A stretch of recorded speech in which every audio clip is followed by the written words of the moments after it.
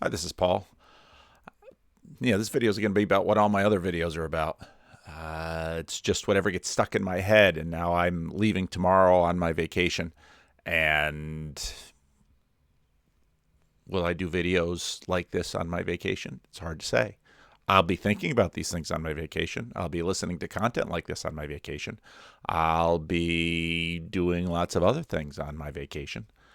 But I'll be thinking about these things because I'm always thinking about these things. And so today's video, which I'll probably put out Tuesday morning, is about everything it is. Now, some of the things that got stuck lately is this question about medieval stories and why the medieval period, and this little tidbit of the conversation between Jonathan Pageau and Richard Rohlin just really stuck in my mind. And so, my main deal is kind of looking at medieval stories. Two things. One is looking at medieval stories and seeing meaning there. And then the other one is sort of seeing meaning there in medieval stories. And it seems to be we've got a lot of that going on, as I'm going to talk about in this video. Not just medieval stories, but what about medieval stories? And why medieval stories? What nature, what character do medieval stories have that we are reaching back and continuing to work on? One of the videos I'm going to reference is the only video of mine that I know Jordan Peterson at least took any notice of, which was my video about why we are so obsessive about Jordan Peterson. Maybe it's just why I'm so obsessive about Jordan Peterson, and analogous to why at a certain point when my children were adolescents, they would keep watching The Office. Well, The Office is funny. Well, The Office has all of these archetypes and all of the different characters in The Office. And in a lot of ways, what The Office really is about, now I've got my own two-level theory here. What The Office really is about is how to get along with and deal with the various cultural archetypal players around us. Okay, but what on earth does that have to do about the medieval world? I have now developed a kind of sideline in reminding other academics that the Middle Ages was a Christian period, which you would think people would know this, but you would think people would know this. But what exactly is our purchase on the Middle Ages? Because, well, of course, now when he says it, he means the Middle Ages in Europe and the former Roman Empire until, of course, the rise of Islam, on and on and on and on. What part of the world? What people? Who are the people we're talking about? I mean, I once had a conversation with a fairly well-known medievalist about the Holy Grail, and I was talking to this person and making an argument for kind of a liturgical reading of Chrétien's Grail story, which one of these days we're going to do a video on. And he said to me something like, well, aren't you reading a lot into that? I said, well, I mean, there is a host in it. And he looked at me, no lie, looked at me and said, what's a host? So Jonathan laughed so hard his mic has to readjust. So my basic sideline, and I'm kind of in connection with this. I was going through a recent translation of the Pearl poem, which I write about in Amid Weeping There Is Joy, which is a book that we had that just came out. We'll talk about that later. But I was reading a recent translation of the Pearl poem, and the scholar, who again is a very well-known medievalist, she translated the word mass as feast, just sort of like generically feast. Now, this is where you get into the question of relevance realization. Well, what is the aspect of the mass? Now, given there's a very, very interesting history, of course, because you can go all the way back to 1 Corinthians 11 with respect to, well, what was that celebratory meal that became a highly ceremonial meal, and what are the transitions? Of course, 1 Corinthians 11, where the Apostle Paul chastises the Corinthian church about their feast. But the Mass, the host, all of that is, well, it's anybody paying any attention should. Well, it's sort of like I haven't really treated the rest is history Aztecs episode or read the book yet that they talked about in there. It's sort of like talking about it's sort of like not understanding that the Aztec human sacrifice, which is what they're known for, Aztec human sacrifice was not a religious festival. That there was no religious aspect to it. Well, what do we mean by religious? Well, that in some ways is the question that I'm continuing to deal with in all of my videos. So yeah, the Mass, a medievalist doesn't understand anything surrounding that meal. And then, of course, at the end of the Middle Ages, the enormous fight that broke out regarding that meal that Luther and the Swiss reformers, Luther and Zwingli, couldn't agree on. No big deal. So, like, completely took the Mass out of the poem. Amazing. Which the poem is all about the Mass. So things like that. So it's like, well, the Aztecs they had a taste for warm, freshly slaughtered human heart because it was there, it was sort of like Silence of the Lamb. It's like, no, not if you just think it's about what they taste, you're missing the point. And in fact, you're missing a lot of what it means to be a human being. So basically, my new thing is just reminding people of the Middle Ages was a Christian period, and that there was a sort of a narrative and a ritual context for all of that, and that should actually affect the way we read these stories. Exactly. And I think that what we want to do now is part of helping people understand, one of the things that the Middle Ages act as a kind of mythological substructure to the modern world. I'm going to pause right there. The Middle Ages act as a mythological substructure to the modern world. Well, it's obvious if you think about history and you think about the Protestant Reformation, the rise of modernity, the Enlightenment, that whole story that I walk through again and again and again in my video. It's a mythological substructure. It is the thing against which the modern world is pushing back on. Now, if you want to hear an example of this, all the way at the end of this video, I'm going to play a little bit of Lex Fridman's conversation with Sam Harris, because Sam Harris basically says the same thing as Jonathan Pageau, just obviously from a very different perspective. Why on earth is the Middle Age so salient to us and continues to be? Whether people want helping people understand, one of the things that the Middle Ages act as a kind of mythological substructure to the modern world, whether people want to or not. Even though people are trying to kind of move away from it, so much of our dark, like even the idea that it's kind of went into the dark place where we have these dark stories and these fairy tales and these strange misunderstood stories, because the fairy tale, even if it's not medieval, it's medieval in its structure and it's medieval in its illusions, let's say. Right. And so all of that shows us that the Middle Ages are acting. The fairy tales are embedded in that world. They're embedded in with all the relationality and all of the conversations in that world. Okay. Fairy tale, even if it's not medieval, it's medieval in its structure and it's medieval in its illusions, let's say. Right. And so and when you think about, well, let's say Pinocchio, the Disney movies that during the 1930s, the Great Depression, that's where Disney gets going in 30s and 40s, Sleeping Beauty, Pinocchio, all of those movies are they take those stories. I mean, Disney has a way of robbing public domain and at the same time trying to keep the mouse out of public domain. And that has changed U.S. law for the last number of decades because they keep pushing back. They keep trying to keep things out of public domain. But Disney, who used these mythological stories and represented them, and of course Peterson made good use of this in his classrooms.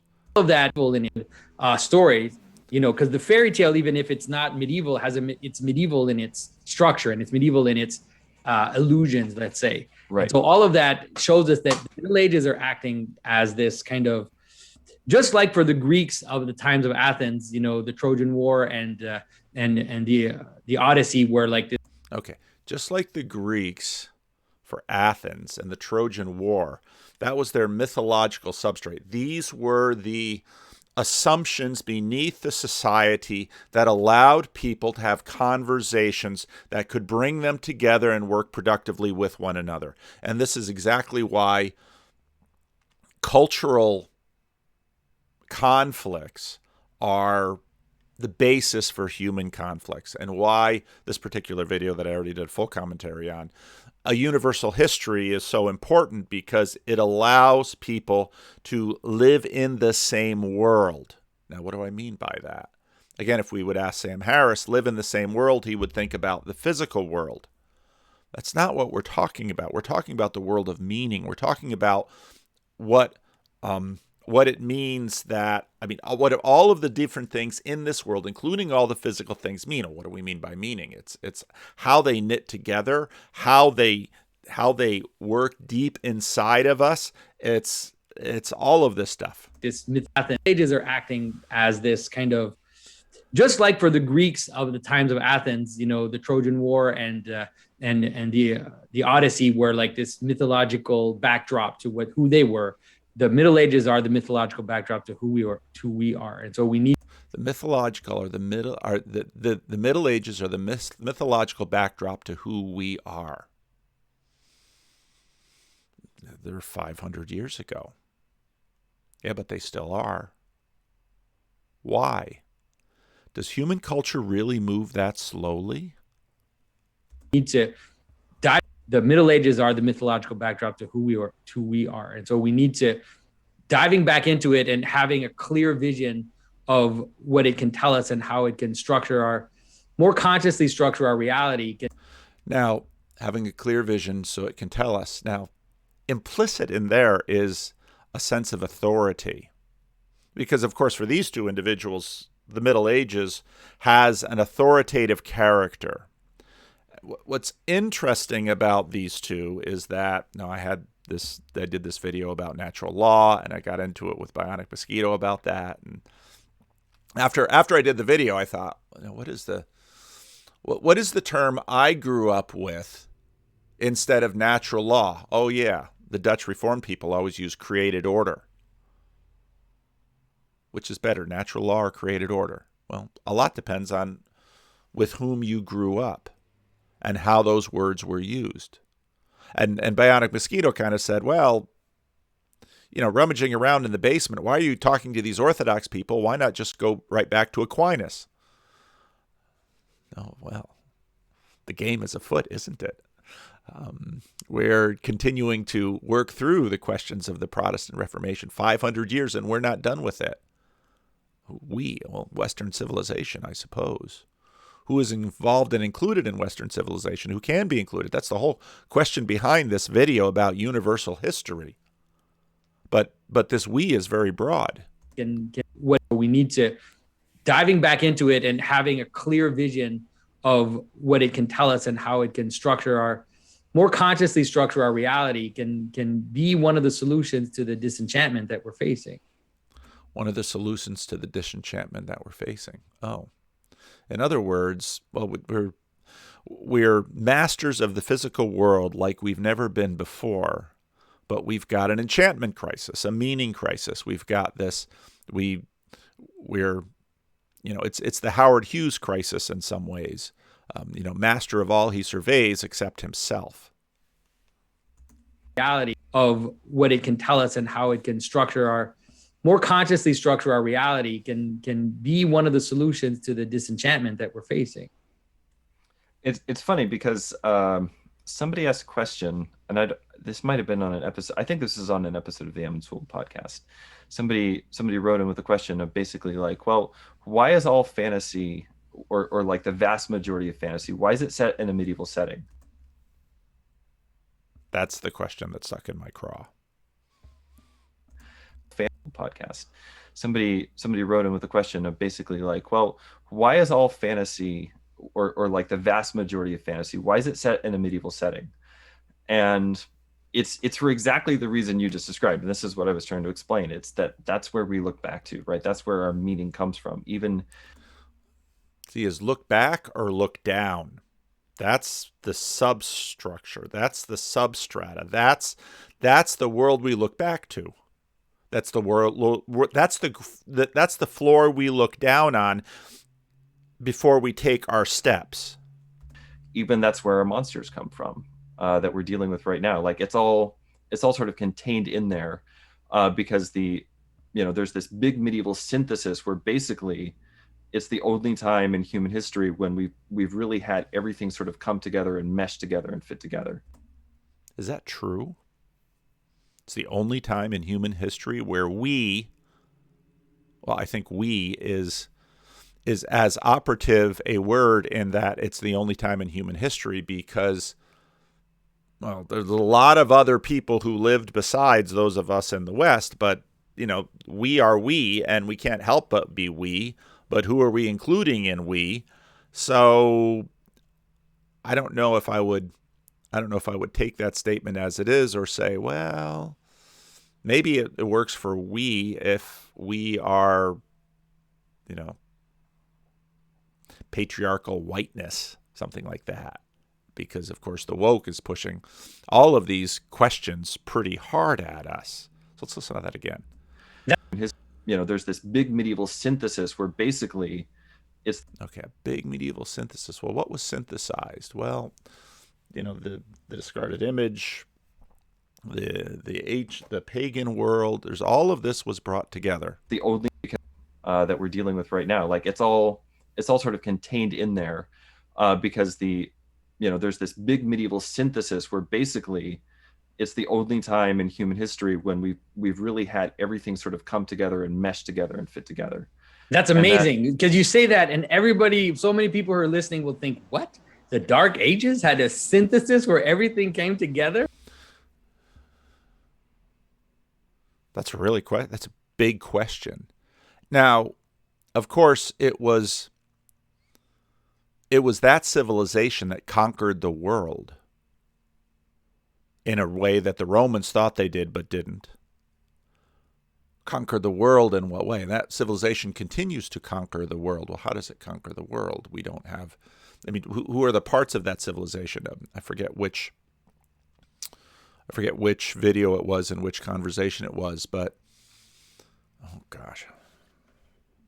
Someone will remind me in the comment section, because the comment section is way smarter than I am, because there's all of you in it contributing. But it might have been on the Rest of History and China. Yeah, that was it. It was the Rest of History China episode when they had an expert on Chinese history, and they talked about the strange thing about the West, the Western Christian civilization that conquered the world, was that it was not monolithic in the sense that, let's say, the Roman Empire was monolithic. It was fractionated into various kingdoms and competing empires that, in that sense, carved up the world. It's different from China, the Han Dynasty. That's right. That was from the Rest of History in the China episode. And so the question is, okay, that synthesis was a powerful synthesis. And that powerful synthesis continues to haunt us. But what did that powerful synthesis really try to do? And it just shows how ignorant we are of what the Middle Ages had. Well, and that's really, we're going to be talking about universal history today. That's really what universal history is about. It's about showing how the Christianity of the Middle Ages, Chesterton in... Now again, thinking I've got, bionic mosquito on my shoulder, and these two guys who decided to go, in the Middle Ages, at the end of the Middle Ages, the Protestant reformers did what many were doing. Well, we have to go back to the source, and so they went back to the New Testament, the Apostle Paul, and they read him as they read him. And of course, N.T. Wright has a lot of conversation between, did the Apostle Paul did the Reformation period get the Apostle Paul right? And a lot of the current Pauline scholarship revolves around that question, at least the Pauline scholarship that is continued to be deeply embedded within the church. not sort of the Pauline scholarship that has gone off into woke land. So in his poem, The Battle of the White Horse, he said, it's only Christian men who, it's only Christian men who protect even pagan things. In other words, only Christianity, has the, let's say, the Catholicity, the universality, right, to actually take in the entire pagan world and integrate it, find a place for everything. Now, again, to have Bionic Mosquito and his natural law question on my shoulder. Here you have two individuals who went all the way back to orthodoxy. They didn't go back to Catholicism. Is it because Tridentine, Council of Trent Catholicism is too modern for them? They wanted to go back further. And you see this in the Catholic Church, those who are going. Well, see, if you just go back to the Latin Mass, that Latin Mass finds, the current iteration of the Roman Catholic Church comes from the Council of Trent, which is back in the time of the Protestant Reformation. Now, so what are we doing? What are we working on? And why this move back to orthodoxy? And that's what you see basically happening in universal history. And of course they quote Chesterton, famous Roman Catholic. It's a way of fitting our story, right, the story of my people, whoever my people are, into kind of a master story, a master narrative. Yeah. I've got to be careful here because I've already done one commentary video on this video, and if I don't stop it, I'll be in danger of doing another. Now, as some of you know, I've been watching... I watched the first few seasons of Vikings, and there's a Bishop Barron video out there on this because when Vikings came out, I'm a little late to the party, I guess.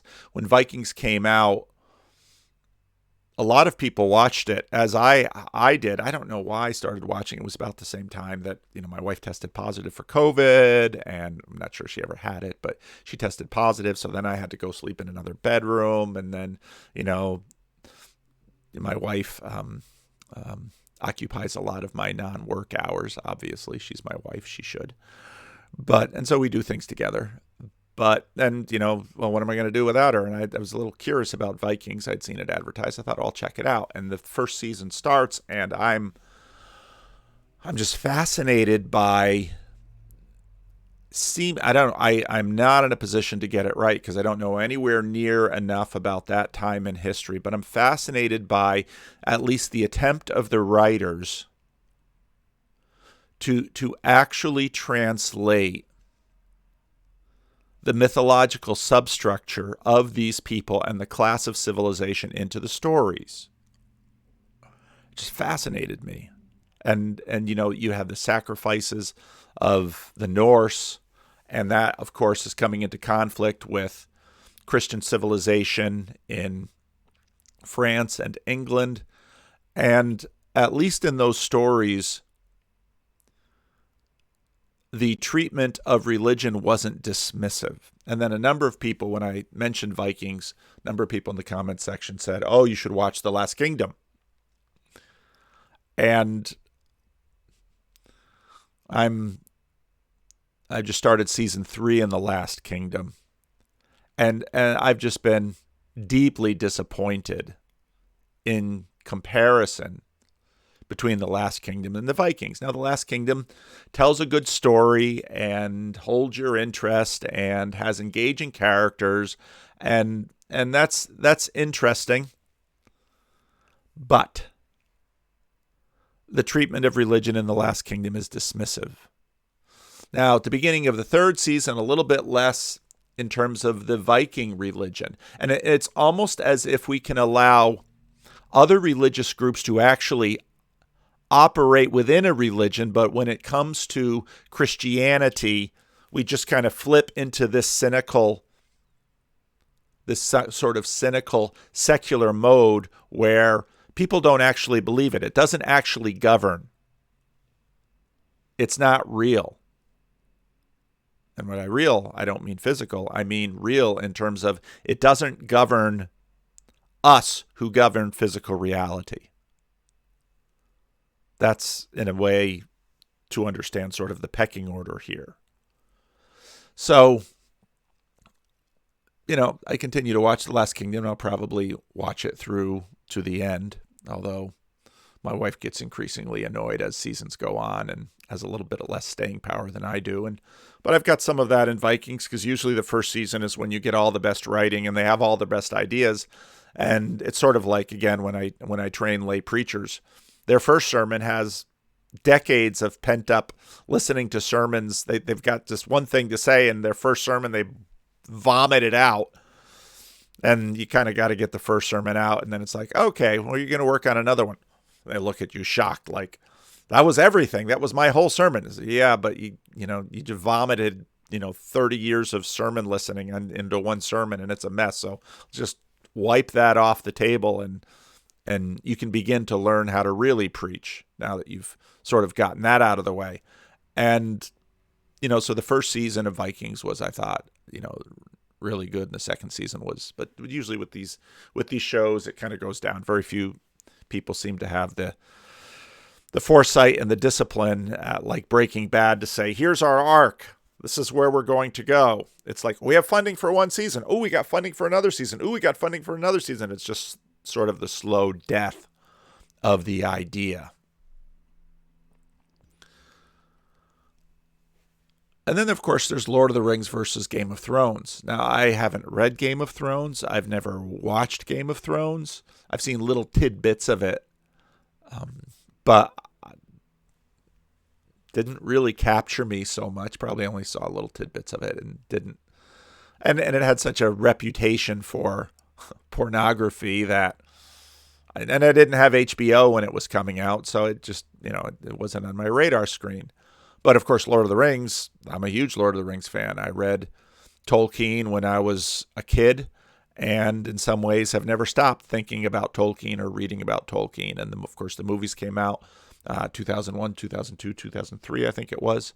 And, was eager for those movies and just sort of holding my breath about what Amazon is going to do with it.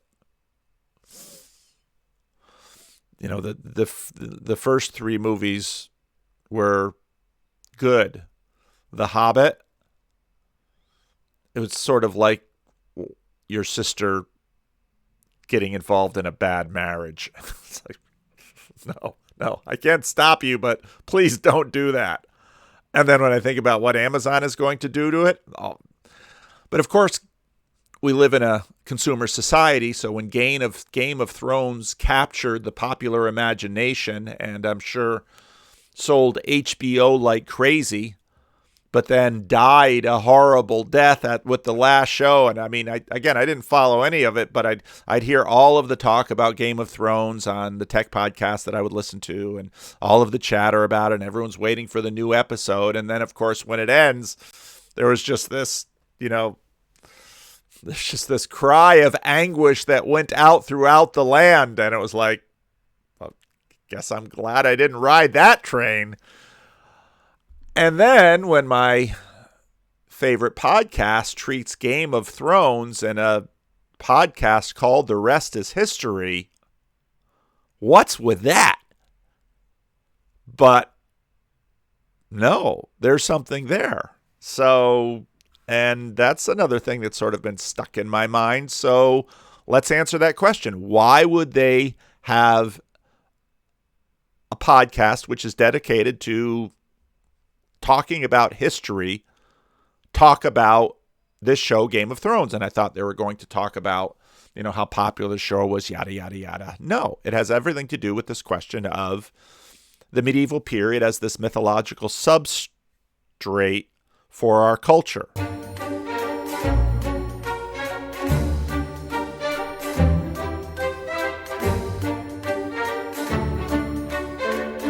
A wise man once said, "A true history of the world is a history of great conversations in elegant rooms." Sounds like the rest is history. Those are the words. Sounds like C.S. Lewis. Words of the dwarf from Game of Thrones, Tyrion Lannister, that great historian. And that's our subject this week, Game of Thrones. Tom Holland, are you a fan of the sex and sandals and swords hit? I am, and I'm proud to say that I was an early adopter because I read the early books before the TV show started, and I've got to say that it was one of the great reading experiences of my life. Wow, that's a big claim. Yeah, I got the first book, devoured it pretty much in a day, queued up early to get into the bookshop the next day to get the second one. Those bookshops that they have across the pond. I thought they were really great, and I thought I kind of quite enjoyed the TV series as well, but I thought that the book was brilliant. So had you got all the way through before you started the TV series? Had you got to as far as you could get? Yeah, I got as far as I could. Wow. And the other link that I have with Game of Thrones is that I once got Sir Jorah Mormont, LBW. Oh, Tom.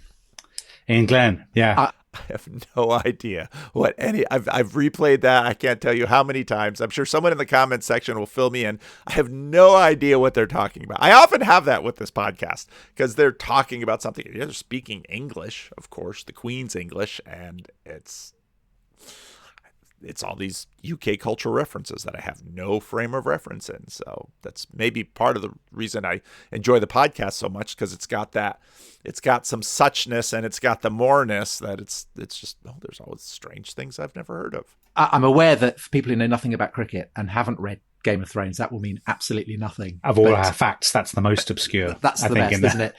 Which I guess kind of highlights the way in which this is an episode that we risk annoying two constituencies. And again, I almost didn't listen to the episode at all because it's like Game of Thrones. I in all reality, I started the audiobook on the first one because I knew it was a big deal, and I thought, well, I should know something about it. But that was kind of interesting. But I'm very ADHD, and I didn't stick with it. One of them, obviously, is people who know everything about Game of Thrones, because it's a while since I've watched it. I'm not absolutely on top of every last detail. But also, of course, there may be people listening who've never read the books, who've never seen the TV show, maybe wondering why on a history podcast we're talking about a work of fiction. And I think that the reason for doing it is focused by a question from David Haskier, who asks, how do you feel about the likely fact that the TV series has shaped popular perception about the medieval period more than popular historical TV or books? I mean, And right when they said that line, it was like, oh. And Jonathan Pageau just saying, well, the medieval picture in the medieval period is sort of this mythological substrata, and that's right. Well, historians, and what history does is go back and rewrites the substrata and presents it. And so then suddenly you have the question, well, is it the swords? Is it the costumes? I mean, what exactly is it from this period that captivates us?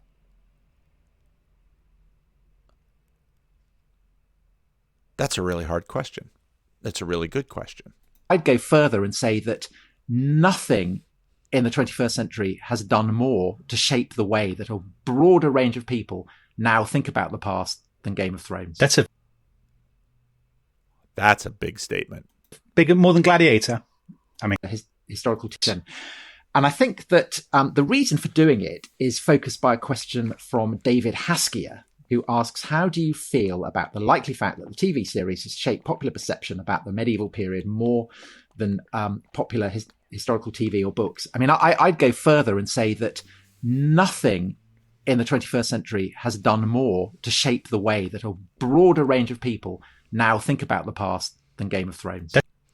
In other words, Game of Thrones has become, for a significant number of people, at least very influential people, their mythological substructure. And it sort of always expresses as well as informs. I mean, religion always has this dual nature. It expresses and informs. It's sort of circular in that way. That's a bigger, more than Gladiator. I mean, Gladiator much huge. much more. If you remember, the Dutchman who runs that blog that Jordan Peterson was at early on, paid a lot of time with Gladiator and Jordan Peterson. So Gladiator was a very big deal for him.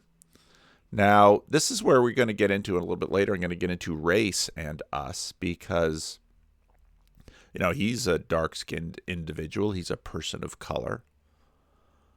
But to what degree does the content of a certain pigment in our skin really dictate who and what we are and where we come from? I mean, this is actually one of the initial geniuses of Christianity, by constructing an us that is actually not tied to our genetics. I mean, that's a really big deal, and that's a really important aspect of this whole current conversation on race. Much more. Go further and say that nothing in the 21st century has done more to shape the way that a broader range of people now think about the past than Game of Thrones. That's a bigger, more than Gladiator. I mean, Gladiator much huge. more. Now, it's also going to be interesting because, of course, Tom Holland is speaking about now. And so now we have sort of the Darwinian truth mechanism, the Lindy effect, that the question will be, okay, Game of Thrones is a very big deal. Gladiator was a very big deal not too long ago. How long will it last? And of course, the Bible is, well, that's the book with legs. I think, yeah, because it was such a phenomenon, and although it's fantasy, the whole thing about it is that it's rooted in kind of various historical episodes, various historical periods, all mixed together. And I think it's okay. That mixing is what we're going to get into, because once you look at these questions of, okay, where was Game of Thrones located? Well, in this mythological space. But is it really England? Well, sort of. And was that really the War of the Roses? Well, sort of. And so what you begin to get into is how we as human beings do religion. That's really what we're talking about in this. How we orient ourselves in the world. What stories are the stories that finally allow us to be us? Hugely influential on how people see the past. It's in a continuum, though, isn't it, Tom? I mean, Lord of the Rings, Walter Scott, Ivanhoe, sort of Victorian historical evocations of the Middle Ages. I mean, Game of Thrones isn't it just the latest iteration of these ways of thinking about the medieval past? Right. So I think that's another reason for looking at it, is that it absolutely does stand in a continuum of ways that we over the past centuries have understood. I think, I guess, particularly the medieval past. But Dominic, for the benefit of those who have never read or seen Game of Thrones, here's your starter for 10. It's like a kind of Radio 4 panel show. Yeah. Can you give the plot of Game of Thrones in what? So here you go. Some spoilers. This won't last too long, but I didn't know the essential plot. I knew it was swords and dragons and battles and political intrigue and dialogue while topless. I heard about that. Well, that's how you can keep the audience through these long dialogue scenes. Have some, beautiful woman take her top down, and then at least the men will stay to listen. 2 minutes. Could that be a sermon? Could that be a new trick we could try in church? I remember when I was pull out your PVK bingo cards here. When I was a missionary in the Dominican Republic, it was fairly common to have, Haitian women nursing their children in the middle of the service. And at that point, nursing was sort of, it was the way back to nursing, because my generation was raised on formula and the bottle. And I think my mother gave me, and I remember when my wife heard about this, I think my mother put me on cereal 1 week after birth.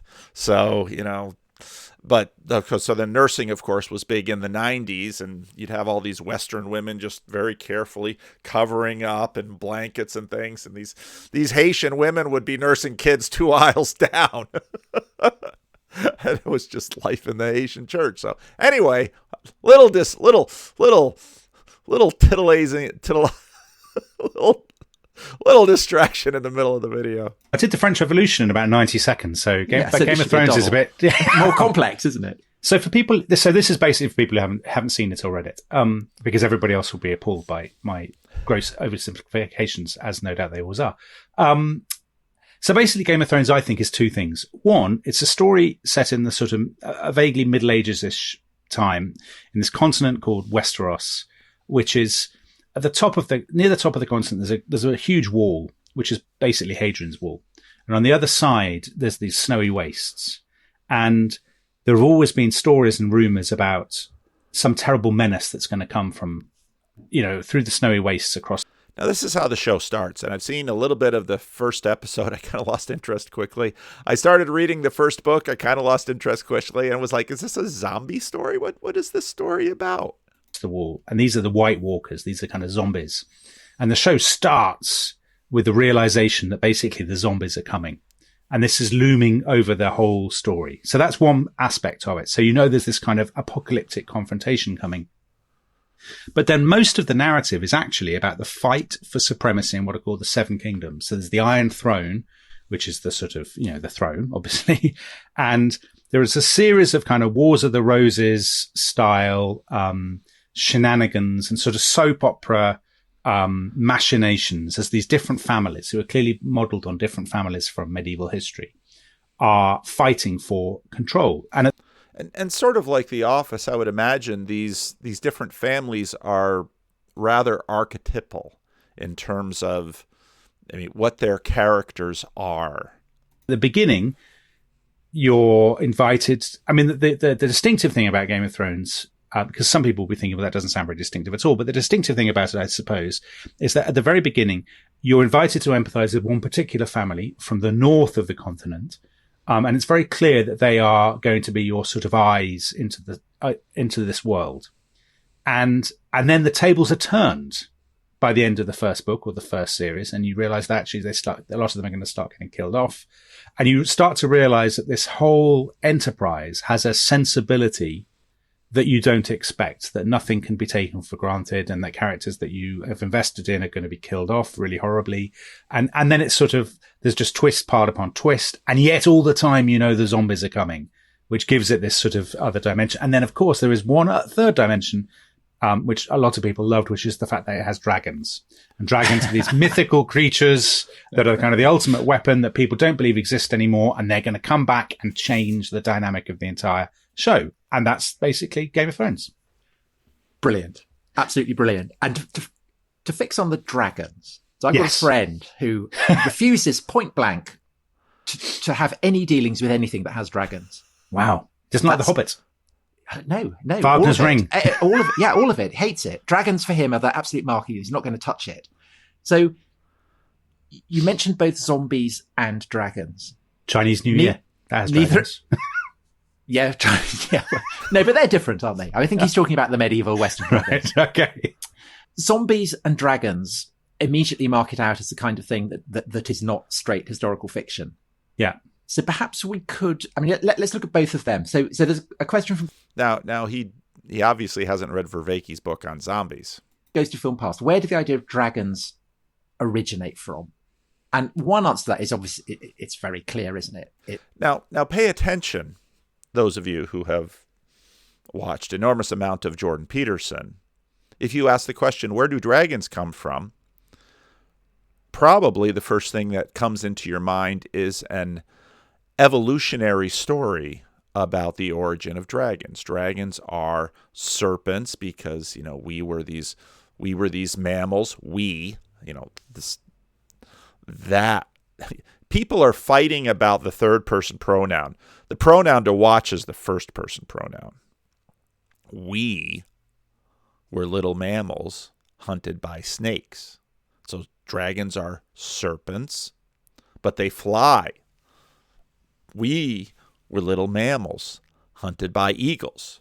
Dragons are snakes with wings. We're little mammals hunted by bigger mammals, cats.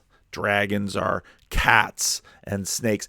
Dragon is the apex predator. Dragon is the thing that will kill you. That's Jordan Peterson's answer, right? That's, before I listened to Jordan Peterson, what are dragons? I would have said dragons are these mythological creatures that we sort of believed in after we found, before we figured out what dinosaur bones really were. And of course, the relationship between Tom Holland and dinosaurs are quite interesting. But what were dragons and why? And so you have sort of this modernistic just so story, which says, well, we discovered these big bones and they certainly must have been ancient monsters. Therefore, we made up stories about them and called them dragons. Well, you're hard pressed to find, I would imagine you'd be hard pressed to assemble dinosaurs in a way that you would come up with a dragon. And so in that way, the evolutionary story makes more sense. Or, of course, you have the book of Revelation in Revelation chapter 12 and the serpent. And then you find out, well, let's listen a little bit more about dragons. It's coming from medieval literature. Yeah. But more than that, it's in a way, it's showing the Middle Ages in which dragons are real is kind of true to a certain way in which medieval people did understand the world. Because okay, so what's interesting about, say, Richard Rohlin and now Tom Holland and others is that, well, they're reading primary literature in the Middle Ages and certain different things jump out at them.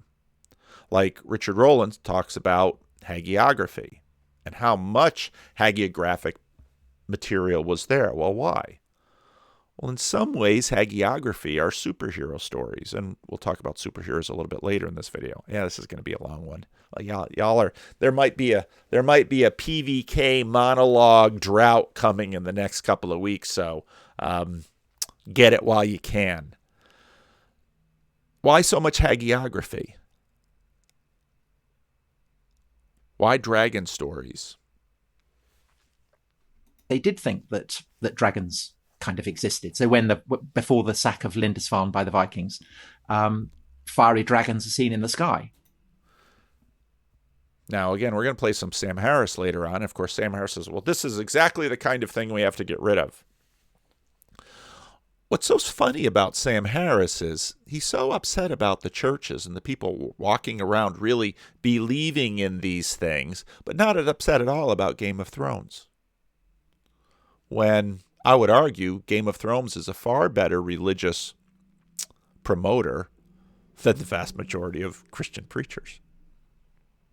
Are they not common? Is kind of true to a certain way in which medieval people did understand the world, because they did think that dragons kind of existed. So before the sack of Lindisfarne by the Vikings, fiery dragons are seen in the sky. Are they not comets? And they're just not comets? Well, they might. That's what we would say, but we, modern secular people that look back at the medievalists and say, oh, dragons in the sky. UFOs? Comets? Who knows? In the Chronicle, it says it's fiery dragons. And you get reports from Armenia in the early 11th century of dragons sweeping down and vomiting fire.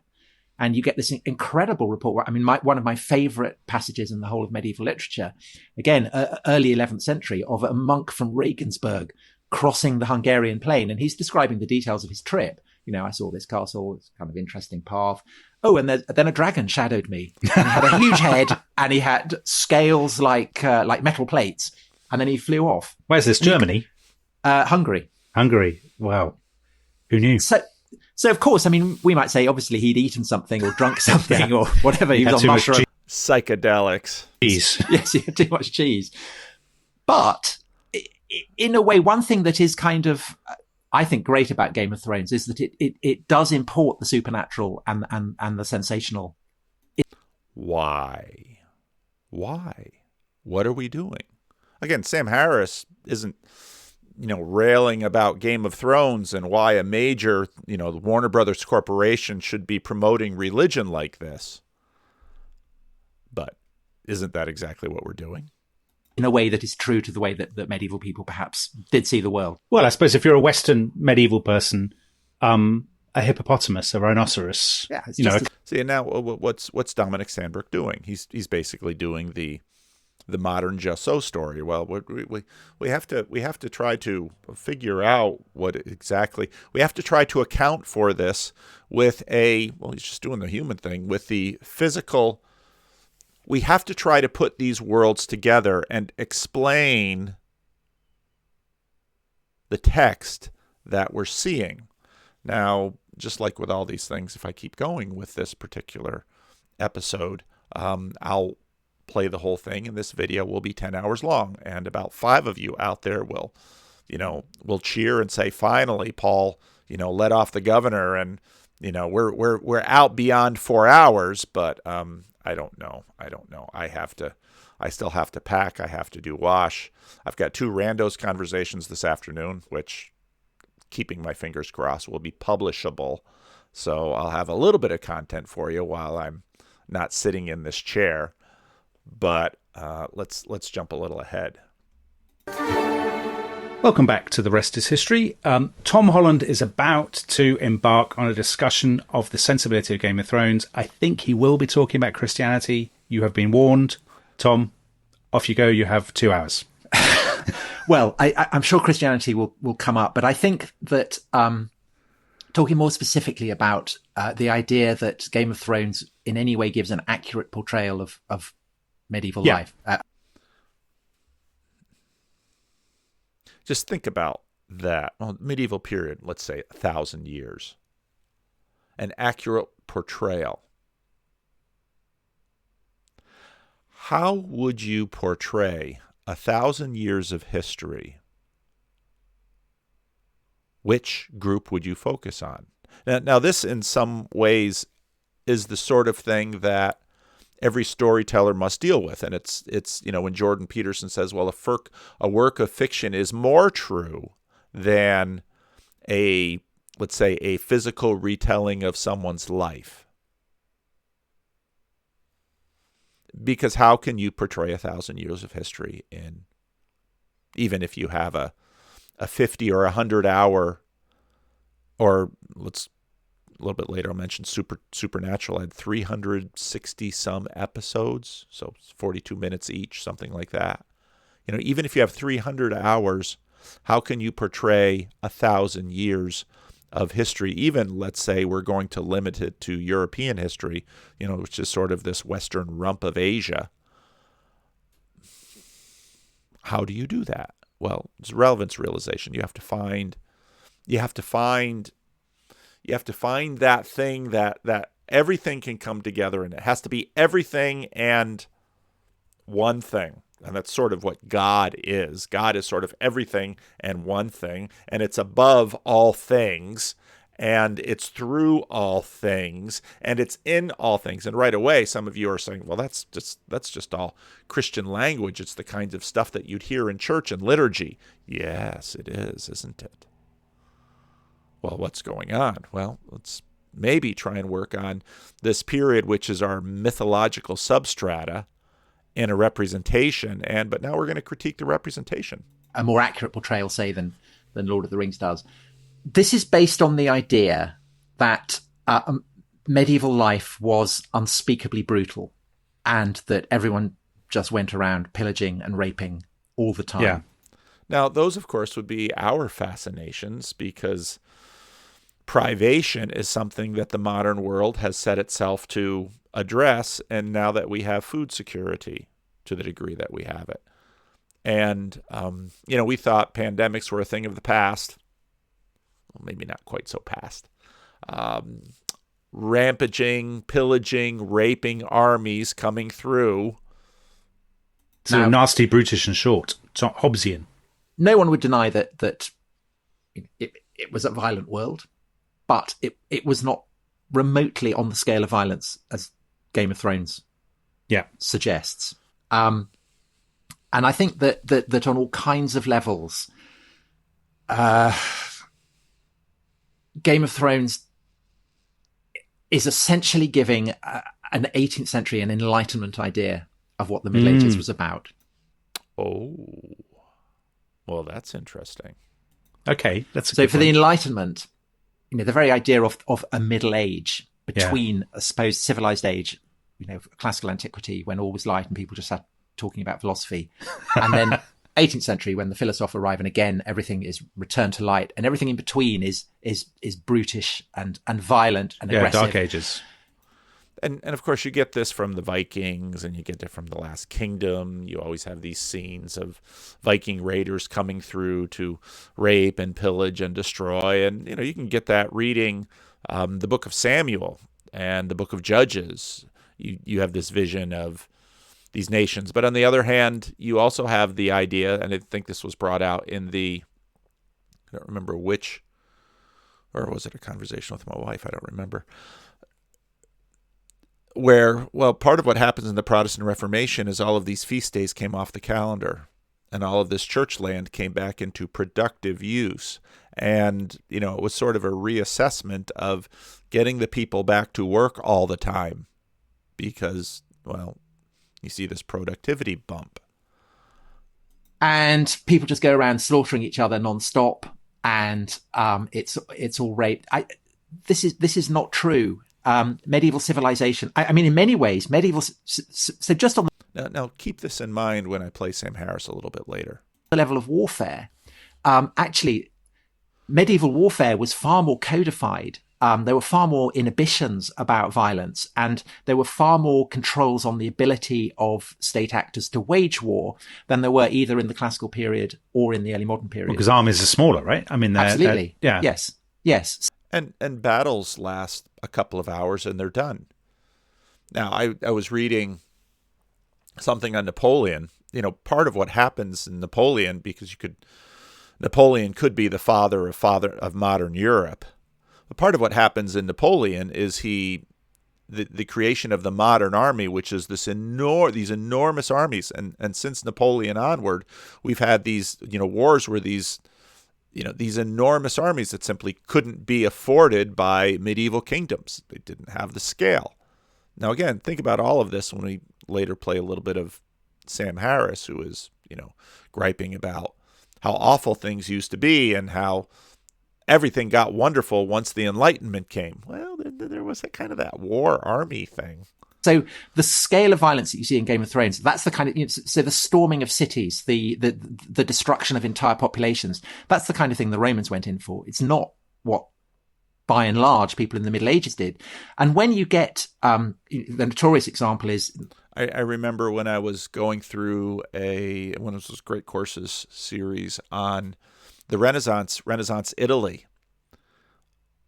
You basically had these little tiny professional armies that did most of the fighting. Mercenaries. I mean, you paid someone to do your war for you, which is sort of what we do here in America now.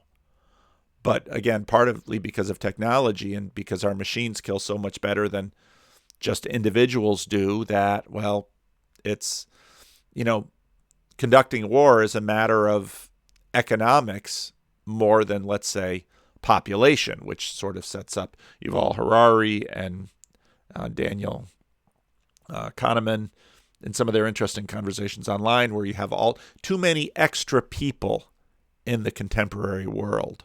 We don't need them to fight wars and make crops, farm crops and all of those things. 1099, when the First Crusaders seized Jerusalem and the streets, populations, that's the kind of thing the Romans went in for. It's not what, by and large, people in the Middle Ages did. And when you get, the notorious example is 1099, when the First Crusaders seized Jerusalem and the streets supposedly run in blood.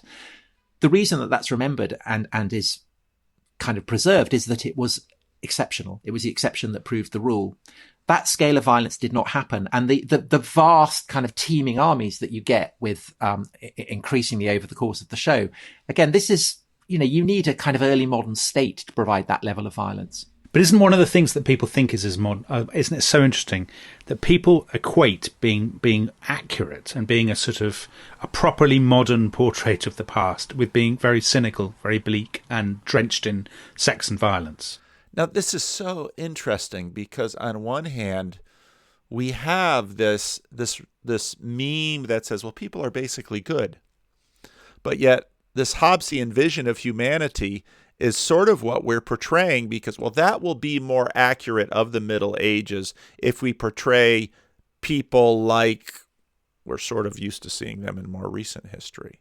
Yes. So in other words, people say, oh, Tolkien's terribly unrealistic because people are nice to each other and some people are virtuous. And people applaud George R.R. Martin's portrait of human nature, which is unbelievably sort of downbeat. Brutal. Everybody is really horrible. Yeah. Anyone who is virtuous ends up dying, basically. Everybody stabs each other in the back. And it's an interesting reflection on our loss of trust in authority and our disenchantment with politics, that we think that is a true portrait of what medieval politics must have been like.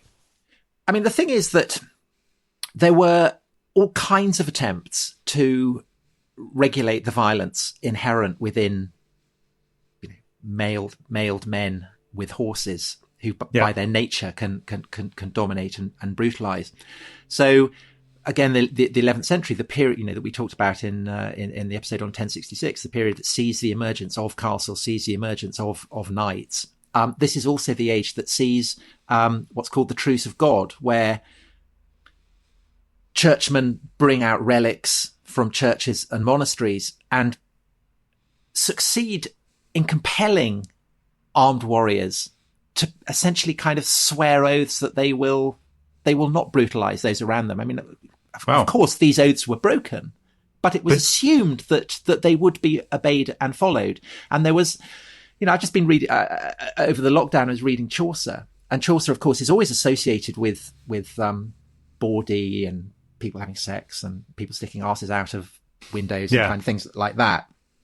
But on the knightly level, the tales that deal with the things that knights do, the whole point is that they're not going around raping. So in the Knight's Tale, you know, it's interesting because this section just brings up a number of years ago I read Don Quixote, and the way in which these ideas, I mean, you find them in Star Wars.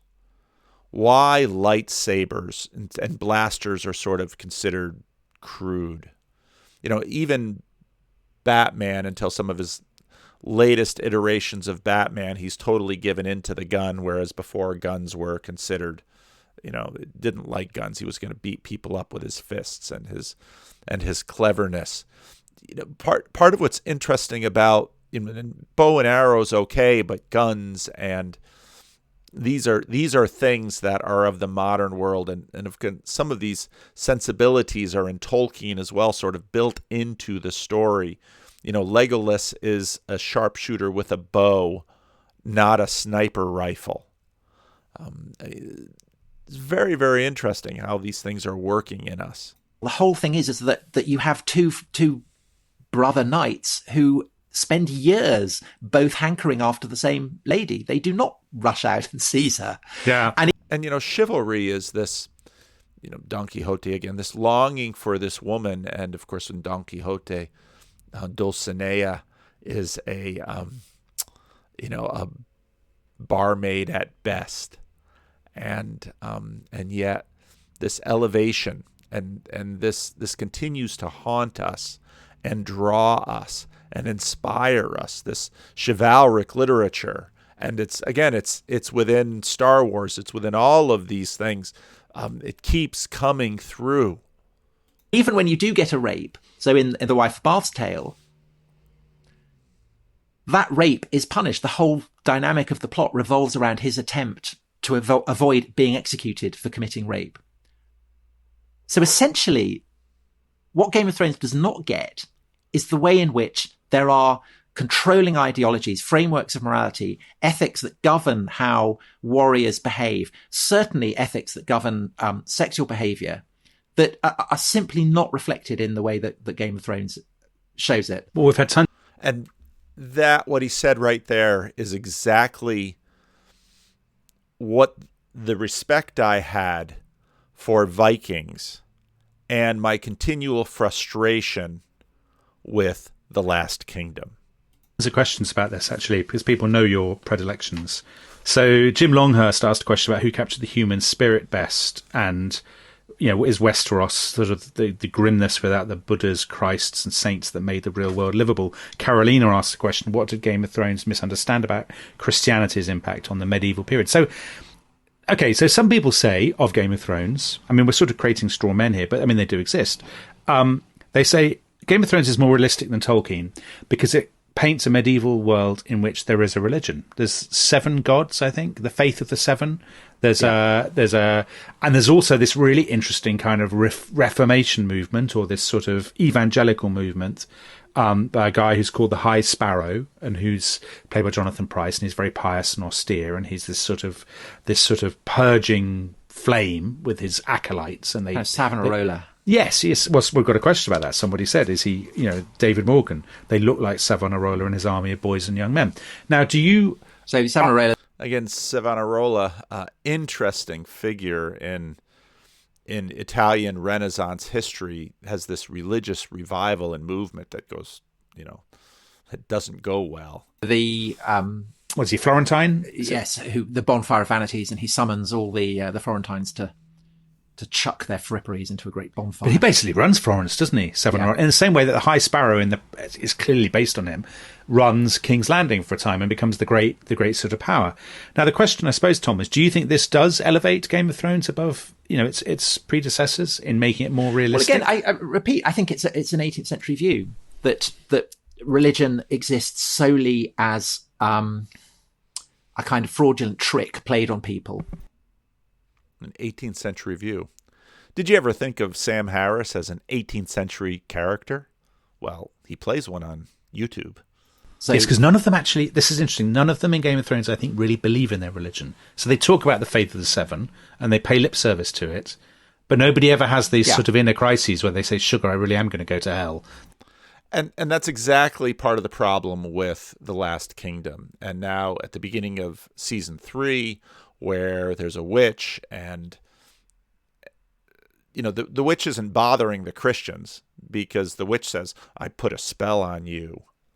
And of course the Vikings are like, the Christians are like, but the Christians in The Last Kingdom are all secularists, and the religious people, well, maybe Bjorka, kind of the monk who begins the journey with Uhtred, maybe Bjorka actually believes something, but the Christians are, and again, these guys in this podcast said it a lot better than I do. This is I actually nobody seems to believe it other than fanatics.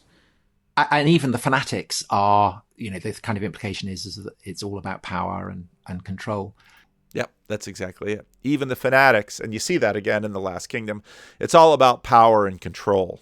Whereas at least in Vikings, you had characters who were, they didn't always get it right. They would often get killed, but they understood as, this is, I hate to harp on about representation because that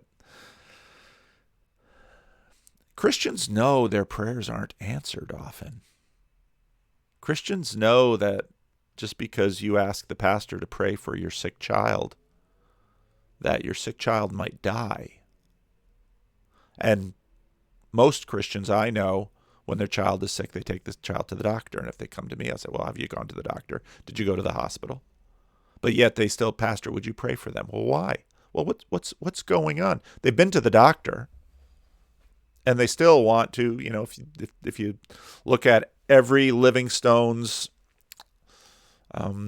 service that's on our YouTube channel, there's a time in the middle of the service where people bring their prayer requests forward. Well, they can't pray for them at home? Well, they can't send me a note? Well, they can't. Well, there's something going on where we bring forward our prayer requests in that room, in that service, and in a lot of ways, it's still a medieval pageant. I am a minister. Priest, minister. The difference between those words are not incidental. I'm a minister, and in a sense, God is the head of state. And I mean, we're playing out this drama even in Protestant regular clothes, no vestments. I mean, and in that sense, I think part of the reason the religious traditions with vestments are gaining so much traction because everyone understands they're playing a drama. And why don't the characters get dressed up to play the drama that they're in? I mean, it's a very modern perspective on it, a very modern take on it, and that is why I think Tolkien is truer to the Middle Ages, because Tolkien, of course, was a very great scholar of. And here's the deep irony that there's no overt religion in Lord of the Rings, and it's always underneath the surface. But see now, well, when did Tolkien write? Well, the 1930s. I mean, after the First World War, very much at the height of modernity. And so Tolkien just re-energizes fascination with the medieval period in a very modern tale. Yet someone like Tom Holland will know, well, Tolkien understood religion, even though there's no representation or portrayal of religion, that somehow Tolkien communicates what it's like to be a religious person, even when he's not representing religion. Medieval literature and power and control. I mean, it's a very modern perspective on it, a very modern take on it, and that is why I think Tolkien is truer to the Middle Ages, because Tolkien, of course, was a very great scholar of medieval literature, and he entirely understood that, and he was also a Catholic himself, so he believed. So he not only understood it from the outside as a scholar, which is where the academy looks at things, but he understood it from the inside because he lived the drama and he lived in that world. He chose to inhabit it personally, which of course is right, the point Tom Holland is at, this little cusp between them. He sees it from the outside, but he wants to dress up and live inside of it. And he says, well, it's just better. And the paradox is exactly as you fixed on, that in Lord of the Rings, there are no gods, there are no priests, there is no religion, there are no temples, no equivalent of churches. And yet it's saturated in a kind of theological understanding of the world that absolutely derives from medieval literature. Isn't that interesting? But again, when we listen to Sam Harris at the end, Sam Harris will be like, well, we know what that horrible mid-ages is like. Oh, but what you can't see is that there is beneath the surface operating a religious layer, and you're just completely. He's the assassin robot that has no clue about his programming. The way that medieval people would have understood the world as being divided between good and evil. Game of Thrones isn't. And so the seeming realism, I think, is not realistic at all. And particularly on the topic of sex, I mean, the sex, again, a bit like the violence, is more classical. So the orgy. And now this is so interesting because, of course, the contemporary promoters of the Enlightenment keep saying that, well, this whole Christian period, that was one big, long, dreadful mistake. If we can only get back to, well, they're kind of doing that, and they're kind of horrified by it, and they just simply don't have any understanding of how they've been deeply, deeply impacted by Christianity. Isn't. And so the seeming realism, I think, is not realistic at all. And particularly on the topic of sex, I mean, the sex, again, a bit like the violence, is more classical. So the orgies, people eating grapes. Yeah, there's a real trend in dramas about the classical world now to show the kind of casual way in which, in a Roman household, slaves, for instance, would have been treated. That essentially their various orifices are the equivalent of a urinal, that they are nice. They are there to be receptacles for the bodily fluids of the master. And this is where you get into this question of, okay, how do you represent 1,000 years of history in a continent? Well, there's relevance realization, of course, Vervaeke's term, and you Well, now we're going to represent the classical period, which is, another over 1,000 years of history. And well, let's focus on the slaves and sex with slaves. Why would we focus on that? Because there's innumerable things that you can focus on. What's going on inside of us that makes us, so suddenly, the psychologists come forward and say, I have an idea. I have an idea why. Ask Dr. Freud. He'll tell you. Ask Dr. Jung. Ask Dr. Peterson. The depth psychologists are trying to answer the question, why this, why that? And the evolutionary psychologists, well, they're trying to paint on a far larger backdrop, which is, of course, what was interesting between Jordan Peterson and Bishop Barron when they talked. So there's a ton going on here. And that is something that you do. You see it in HBO series Rome. It's there in the new series that's out about Augustus's wife Livia Domina, which is good. I recommend it. And it's absolutely in Game of Thrones as well. But this is a kind of far more classical take. We've got a question from Demetrius Bogdantsalis. So hyped for the Game of Thrones episode. Hope it's not disappointing. I would like to hear your opinion on any Roman inspiration that Martin used in his work. But the court is very Roman, isn't it? The King's Landing politics. Yeah, it is. But I think it's also deeply rooted in I, Claudius, as so many. That fascinated me because I remember watching I, Claudius. I was quite a bit younger, obviously, when it first came out on PBS, and just fascinated by it. And it continues. I should probably find a copy of it and find out where I can see it again, because it continues to sort of, I should watch it through my eyes now. Oh, yeah. Kind of the great dramas of 21st century American TV are. I think it's hugely, hugely influential. And there are elements of the Julio-Claudian court, absolutely. To the degree that the guy who plays Joffrey, who is essentially Jack Gleeson. Jack Gleeson. Okay, so he's, for those who haven't seen it, he's the most terrifying ruler perhaps of the lot. Kind of young, murderous. He's a teenager, isn't he? Sadistic teenager. They'd just done an episode on teenagers, which was great too. I mean, I do love this podcast. Typical Clearly teenager, channeling John Hurt in I, Claudius. He's John Lennon. Go on. He's not John Lennon. He's John Hurt in I, Claudius. John Lennon with supreme power. Anyway, but he looks eerily like a portrait bust of Caligula, and I've always wondered whether that was deliberate. But also that sort of idea of of power corrupting, of supreme power being incarnated in one ruler, and them using it for sexual excess, for sadism. That's very kind of Suetonius, isn't it? Rather than medieval. I think it's kind of there in Enlightenment pornography. Actually, it's the Marquis de Sade, really. Yeah, so interesting. I think that Game of Thrones is clearly there's all. Enlightenment pornography. Is Sam Harris an Enlightenment pornographer? The kind of medieval stuff, and as we just discussed, maybe Roman stuff as well. There's the modern stuff, and then there's this kind of controlling 18th century sensibility that is mediating both of them.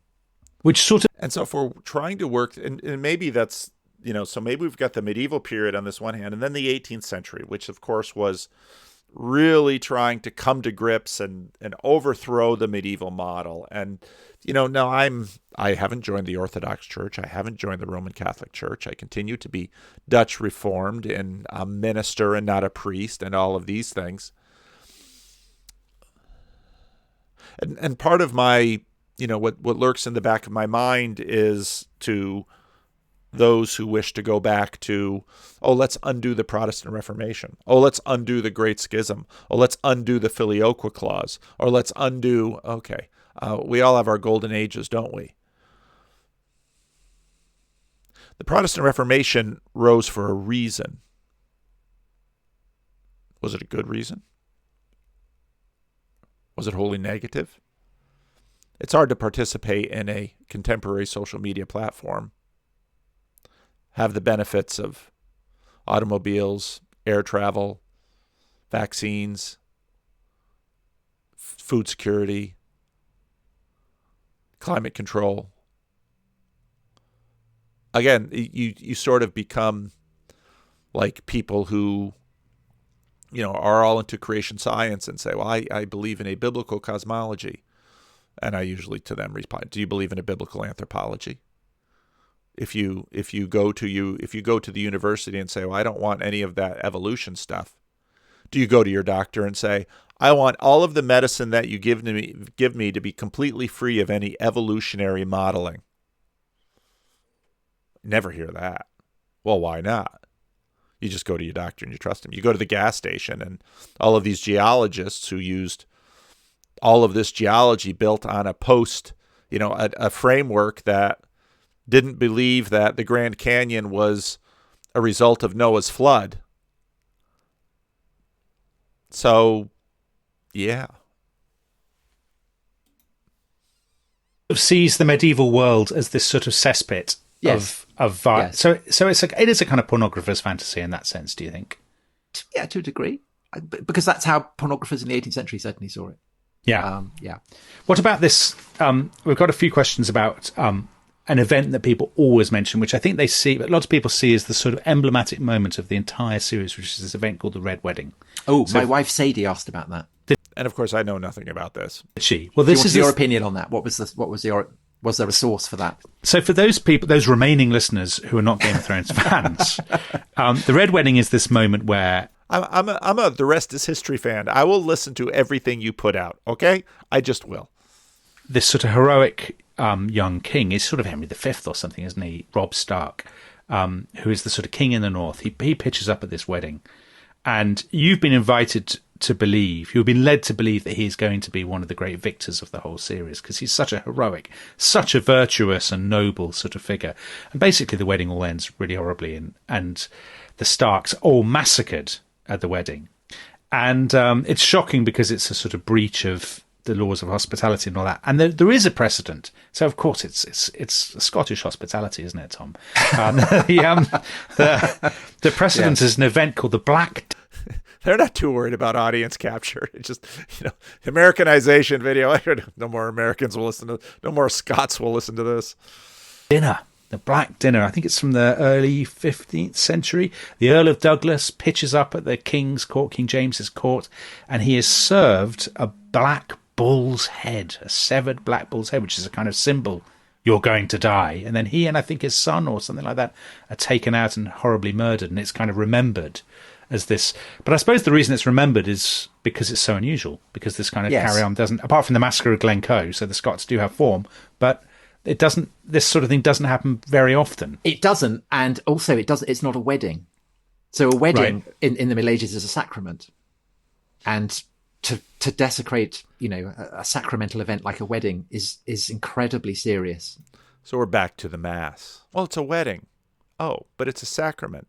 Oh, well, this is serious. Oh, well, what things control you? Well, this is really where we get down to the nuts and bolts of religious things. Do you say no to your sexual urges because of your religion? Do you observe the Sabbath because of your God? How do these things control you? And again, this is all the kind of stuff that Sam Harris says, oh, this is all the things that must go away for us to finally arise at. But really, how do you know the good? How would you know the good? What is the good? How can the good be arrived at communally? So the people did kill each other in church. I mean, Thomas Becket died in a church, didn't he? Yeah, but butchered by his own altar. But again, the exception that proves the rule. The king is whipped through the streets of Canterbury.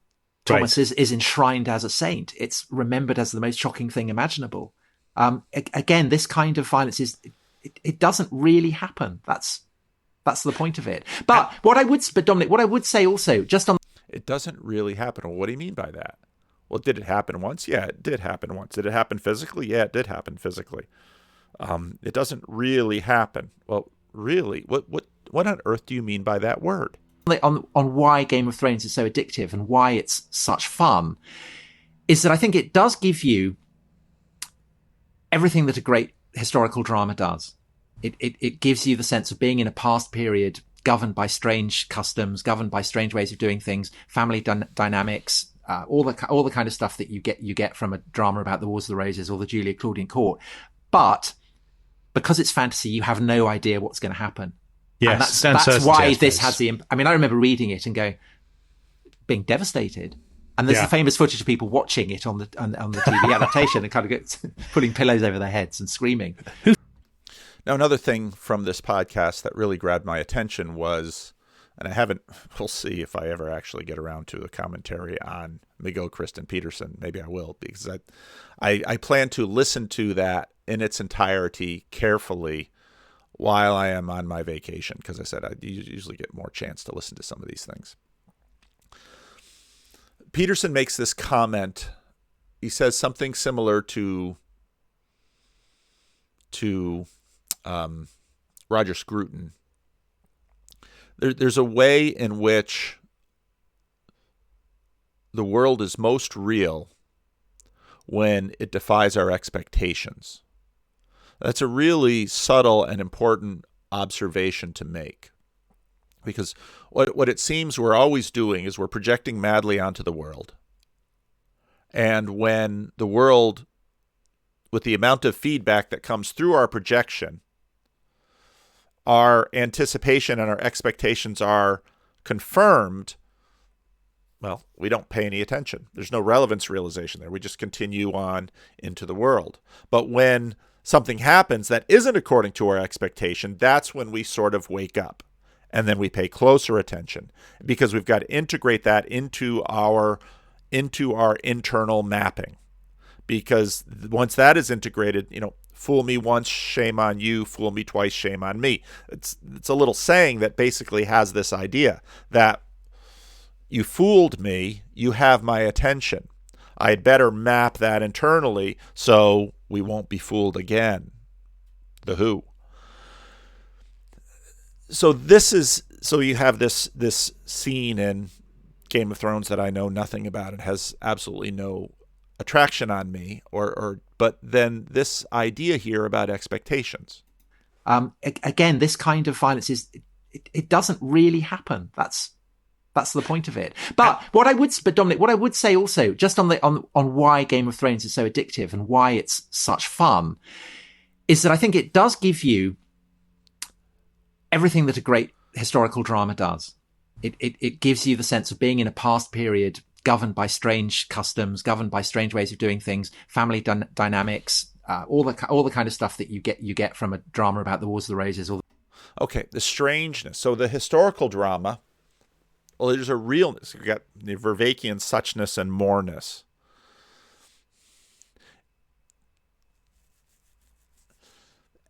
And every storyteller needs to tell a story which, now we're getting again into this relevance realization, or this chaos and order thing, needs to tell a story where there's enough order so that it's accessible to us, but enough chaos so that it feeds our need for the desire to map, for the learning, for the finding information. And so historical dramas have this because it's a little bit easier, because we don't have to construct everything. But again, if you look at the difference between Vikings and The Last Kingdom, well, there's the difference, okay, that I'm dealing with between those two stories.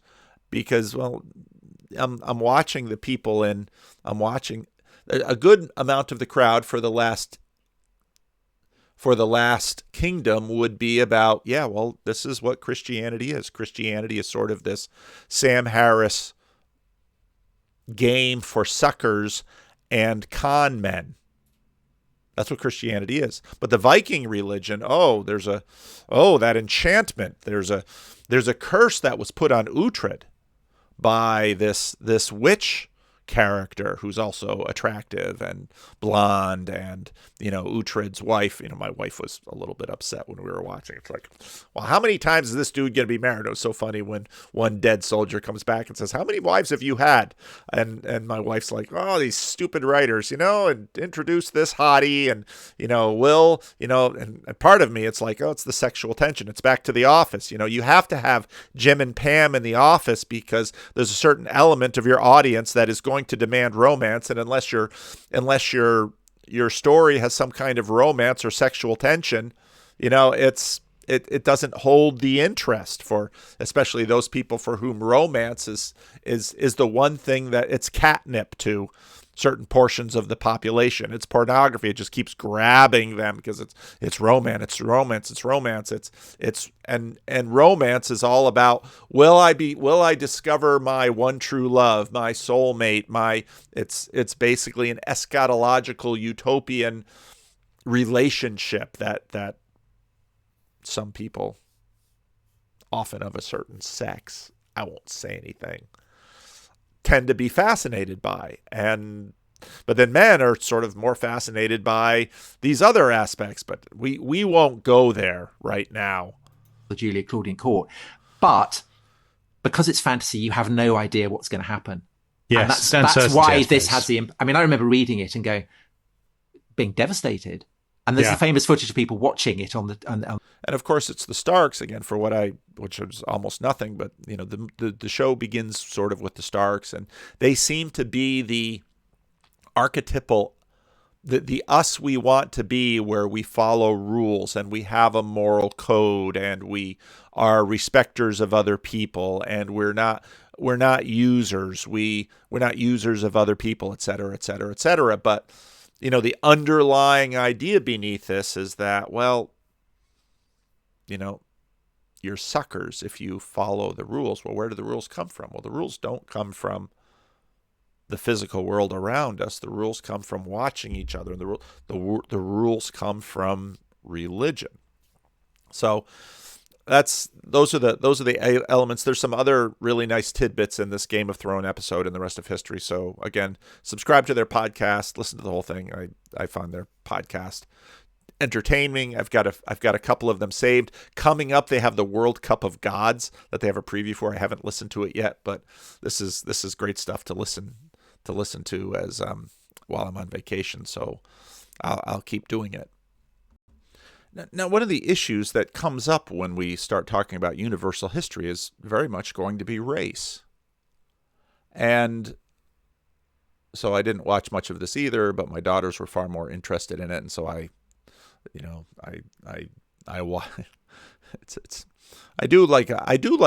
remember my father doing through much of my youth, which is watching TV over a book. So he's got the book here and he's reading the book, and I'm watching something on TV and he just looks up every now and then and just sort of, TV is sort of slow in some ways, sort of tracking what's going on in the TV while he's reading an article or reading a magazine or reading a book or something like that.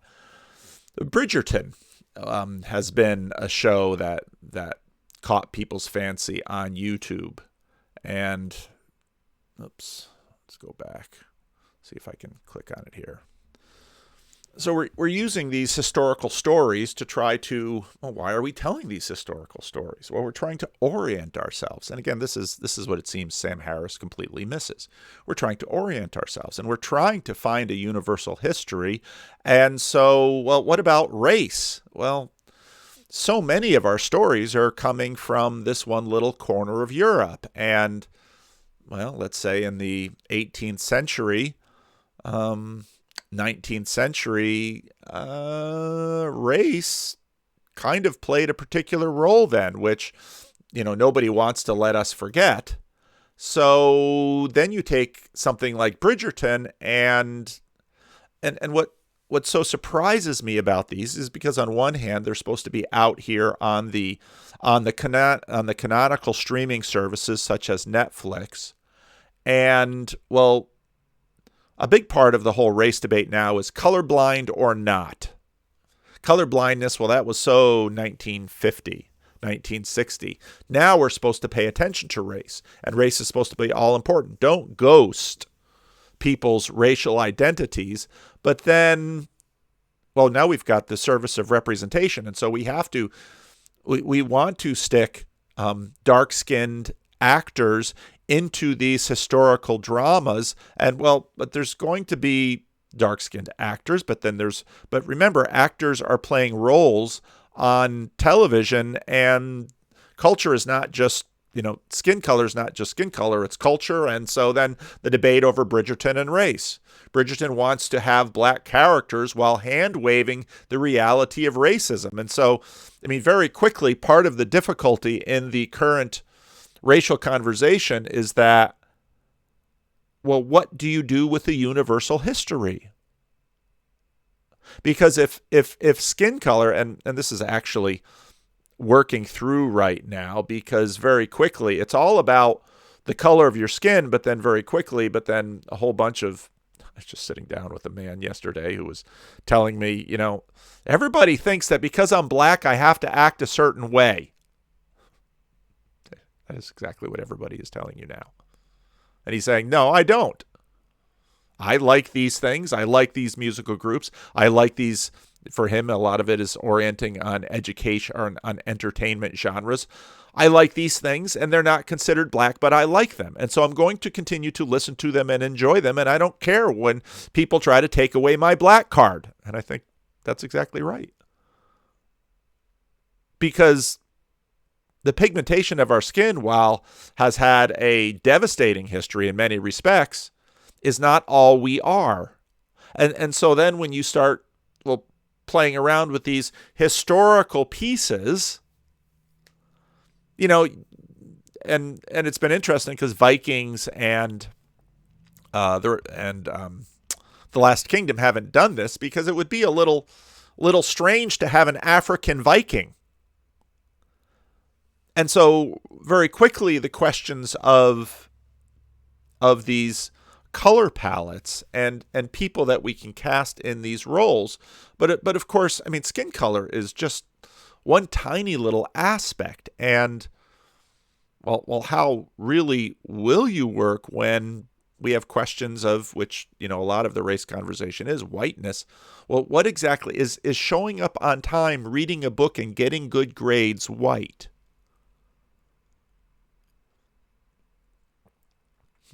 Well, now things are is how you treat your spouse a function of whiteness? Is there a white way to treat a spouse and a black way to treat a spouse? Culturally? Well, yeah, because, I've seen I've had a lot of chance in my life to be up close to different people, different cultural groups. But African American is a cultural group. It's quite distinct from Dominican or Haitian or Puerto Rican or Nigerian or South African or on. Just like, Dutch Reformed marriages are different from Irish Catholic marriages, are different from Italian Catholic marriages, are different from on. And what really struck me here was, let's see if I can manage these windows without pausing the video.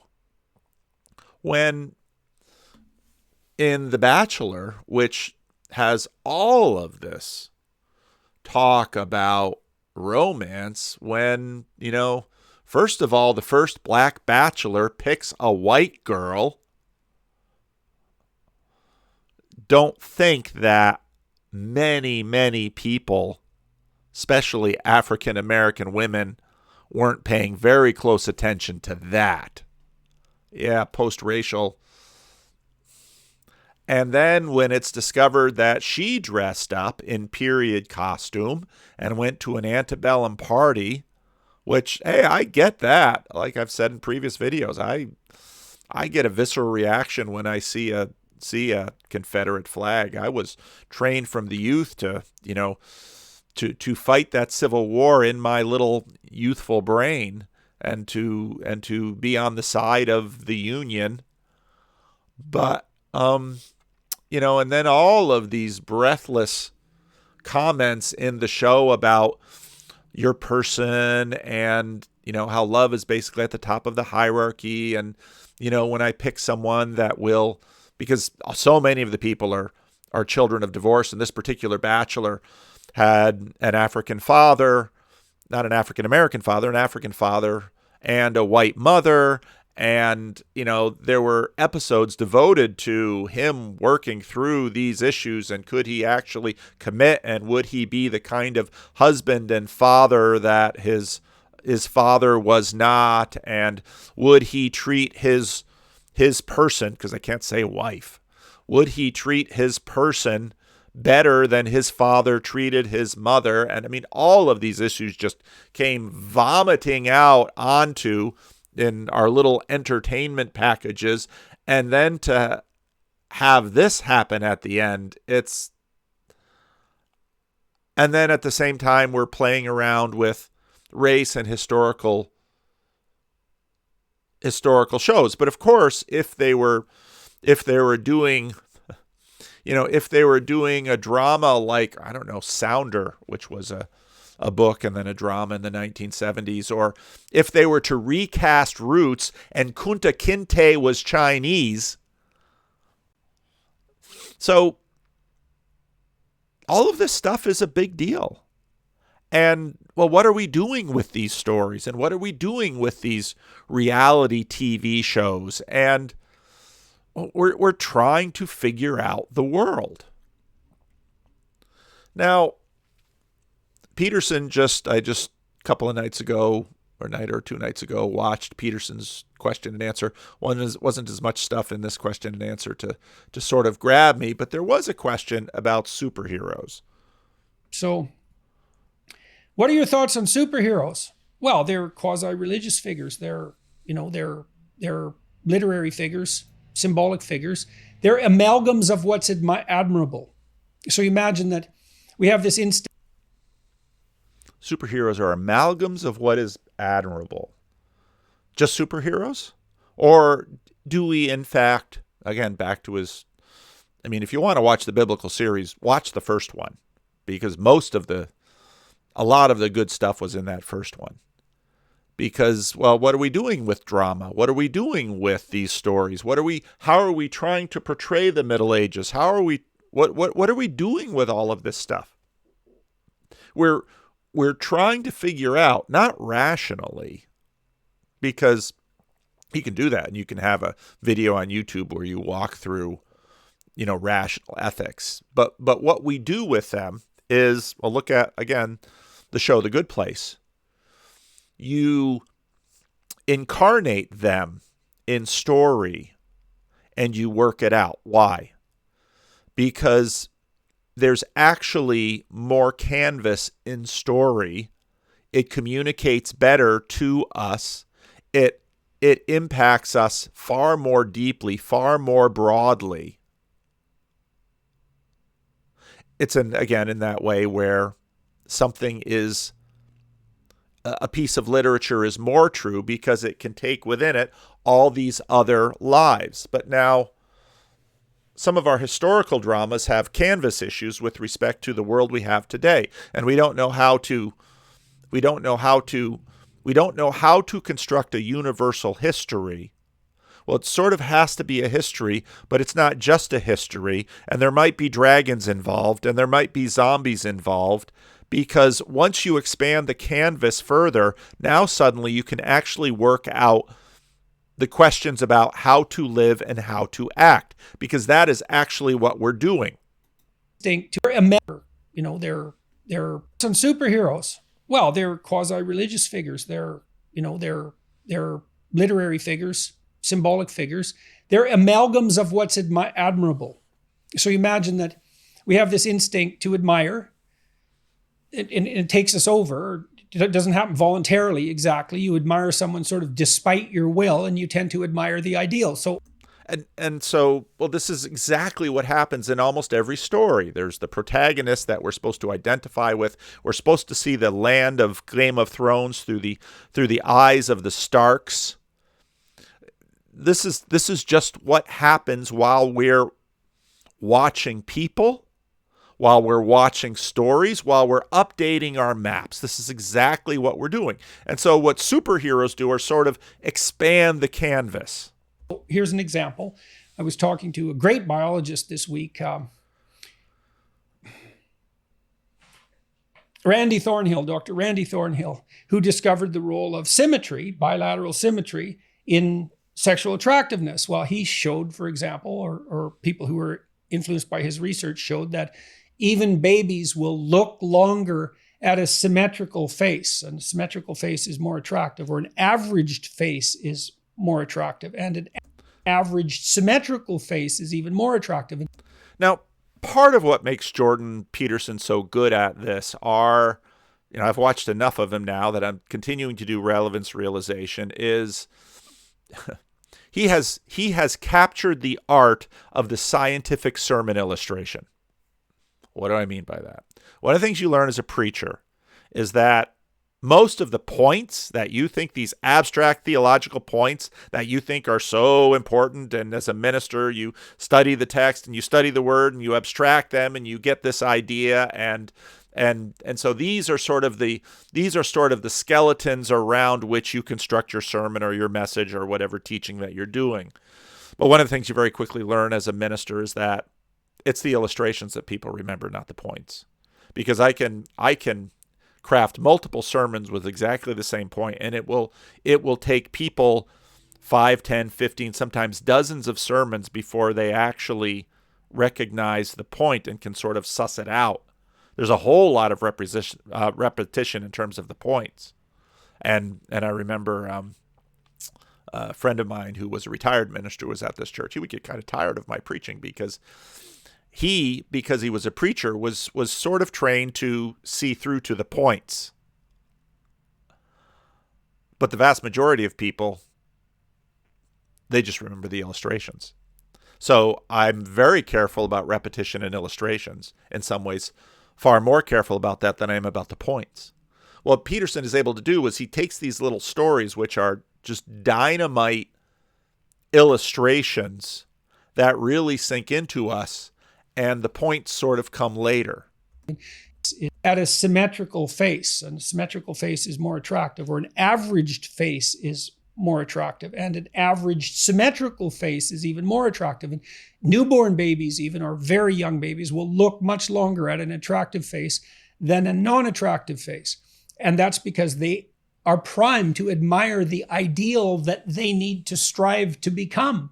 And that's just a terrific example of Jordan Peterson using this scientific illustration to make his point. This is part of the reason he's such an effective preacher.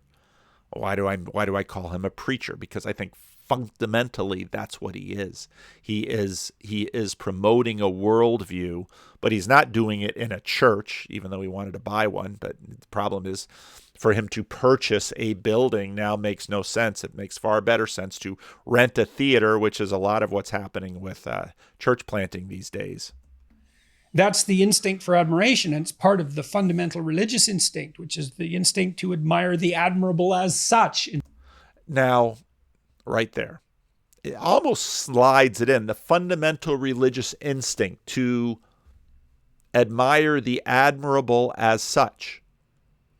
Okay, ask Sam Harris, is that what religion is about? No, religion is about, well, it's sort of what religion is. But no, religion is about made-up stories and old tales and wisdom, that we need rationality to make new wisdom.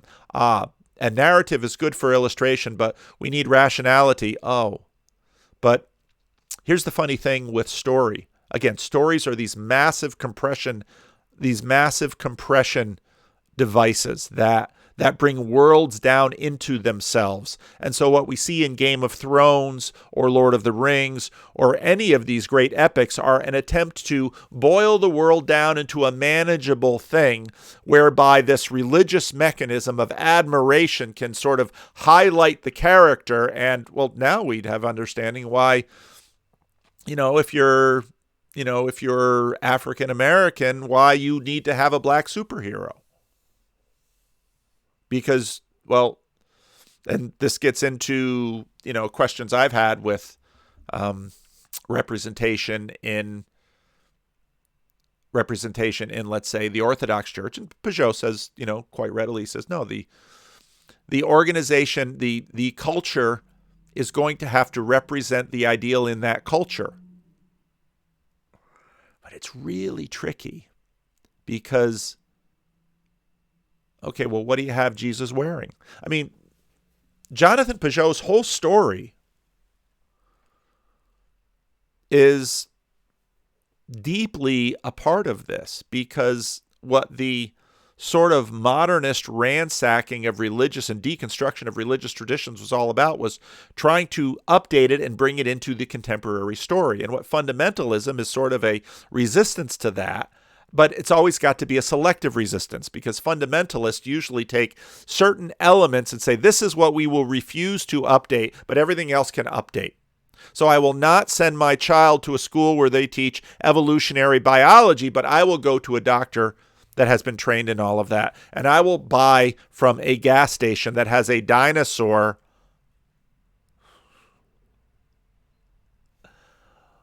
There's no escaping these things. They're really hard. And so here, admiration, superheroes, well, this is what this is about. And then he just drops in this thing about physical beauty too. It's just a killer illustration. In some sense, to feel awe in the presence of what's great. That's the instinct for admiration, and it's part of the fundamental religious instinct, which is the instinct to admire Part of the admirable as such, in some sense, to feel awe in the presence of what's great and to wish to develop towards that spontaneously. And so, well, superheroes, in some sense, you really wouldn't need superheroes in a culture that had a fully functioning religious structure, because I don't know about that. It's a really important point, but I think part of the reason we're using this is because we're having to construct new stories. And as Peterson points out to Sam Harris in the debates, we're constructing those stories from very old archetypes, but we're updating them with new clothing. And so this is really what's going on. These superhero movies are religious movies. Because the religious structure would fill in the superhero gap. But since the death of God, so to speak, well, we need superheroes because that's part of the way that we rebuild our gods. And there are other canvases that we need, that the historical canvases, we feel uneasy about aspects because, again, we're trying to construct a universal history. The New York Times 1619 project is an attempt at trying to construct something of, it's not really a universal history, but to redo history. Because, well, why do we do this? Because we need to locate ourselves inside of this functional moral universe where there are characters we aspire to and characters that we allow ourselves to despise. And so you take a given superhero and he's an amalgam of some admirable traits. You know, he might have some flaws too, just to make him more interesting, or sometimes because an admirable trait comes along with a flaw, and that's part of the complexity of the world. But the superhero is not a normal person. He's a super person, obviously, and super means superordinate. It means above. And so, you know, if you took three people and took the best from each of them and made them into one person, they would be a sort of superhero. And so, you know, there's a fictional element because the powers are expanded, but that's also a way of exploring the fact that with admirable qualities comes an increment in power. So that's perfectly fine. And so the reason our culture is so enthralled by superheroes is because we're nowhere near religious enough. Obviously, that's the reason. It's the same reason we're entranced, especially the engineering types who tend much less to be classically religious because of their thing-like orientation rather than their people orientation. They get all their religion through science fiction. They don't even notice that it's happening, but it doesn't matter. It's happening. If you're interested in that sort of thing, you could read The Hero with a Thousand Faces by Joseph Campbell. That's a great representation of the emergence of heroic themes in literature across cultures, literature and religious thinking. Or you could read The Origins and History of Consciousness by Erich Neumann, Neumann. Erich is E-R-I-C-H. Erich Neumann, The Origins and History of Consciousness. Both of those books, I think, are on my list of recommended books on my website. I'm not sure about The Hero with a Thousand Faces. It should be there if it isn't, because it's a great book. In any case, superheroes are quasi-divinities. And, I mean, obviously, look at Thor and I mean, Marvel Comics has divinities in its superhero pantheon. And again, if you look at, well, Arthur, it's quasi-divinity. and they fit in perfectly, because what's the difference between Iron Man and Thor? Immortality, I suppose. Although Thor's immortality can't be absolute, or he wouldn't be interesting, because you couldn't kill him, and you're not interesting unless you can die. So superheroes evoke the evoke admiration and the desire to emulate, and the superheroes are always battling. They're always good against evil, and so the landscape that superheroes inhabit, which is good and evil against a background of chaos, which is in fact all of these fantasy shows, the medieval shows, it's good and evil. In order is the mythological or the religious landscape. So it's all religion, just repackaged so that people don't notice, because they have to be religious. And if they notice, they criticize the religion, and then they can't be religious. And then they can't orient themselves. So it sneaks up on us and takes us over in forms that we don't tend to notice consciously are religious. But nonetheless, that is what they are. Now, if you take this a little bit further, of course, Harry Potter. Look at how Harry Potter plays with time. He's in the contemporary world, and in some of the episodes, they're flying through modern London. But and why the fascination with the UK for the Americans? Well, they're the mother country in some ways. Well, they're not my mother country. My ancestors don't come from UK at all, but I'm speaking the language. I've been colonized by their language. I've been colonized by their culture. I mean, my Jewish, Frisian, Dutch ancestry. Well, but here we are. So look at, a train transports you back into this alternative reality, and but it's overlapping with the contemporary world, and owls fly back and forth with mail. And when they, this other sort of shadow world in the midst of the UK is sort of, when is it? It's sort of steampunk Dickens London that but the worlds are always coming in. And so, we're playing, and Harry Potter, of course, is another Christ figure, obviously. But you're playing with all of these elements. Voldemort, this Satan figure, and of course the J.K. Rowling's had to, oh gosh, we got to get representation. Why aren't there any gay characters in Harry Potter? Old Dumbledore is gay. Oh, you're having sort of the priest figure be gay? Aren't we a little worried about his young favorite Harry Potter spending all that time in Dumbledore's room? But you've got, Dickens and dragons and magic and medieval, and I mean it's just all shot through there, because again, I think part of what we're working on are canvases that we have the medieval period, but there's this, but we have to somehow, how can we fit in the other groups? And I think part of what happens with Black Panther in the Marvel Cinematic Universe is, well, Africa has to come into the story. Now, what about Latin America? Now, of course, you're going to have this more diverse palette, and others are, but you can't just put that at the top of your hierarchy and act like nothing's going on, because once you expand the palette, once you expand the canvas, you have more things that have to be integrated, and that's what we're doing. We are living in the age of story multiplication with these streaming services. I mean, there's never been a greater demand for story and books and stories and genres. I mean, it's been pumped out like crazy, but very quickly you have a Pareto distribution that develops, and similar thing happened with music back when music has been jumping into MP3 and digital formats. Well, now anybody can be a musician. Yeah, but we still listen to just a few groups of people. Well, are they the best musicians, or did in fact they get in early? And so because earlier things and things that survive have basically a twofold advantage. They're both early and they've survived. And so now these things continue to dominate the story, and everything has to weave their way around it. It's not unlike the development of an individual. I was driving to work this morning and thinking about a particular Vivaldi concerto that I, as a boy and an adolescent, had to master on the violin, and I practiced that sucker for hours. And now I listen to it some 40 some odd years later, and I realized just how that piece of music is stuck into my head and how that piece of music makes me feel. And, oh, well, I've been formed. And so let's give Sam Harris his due.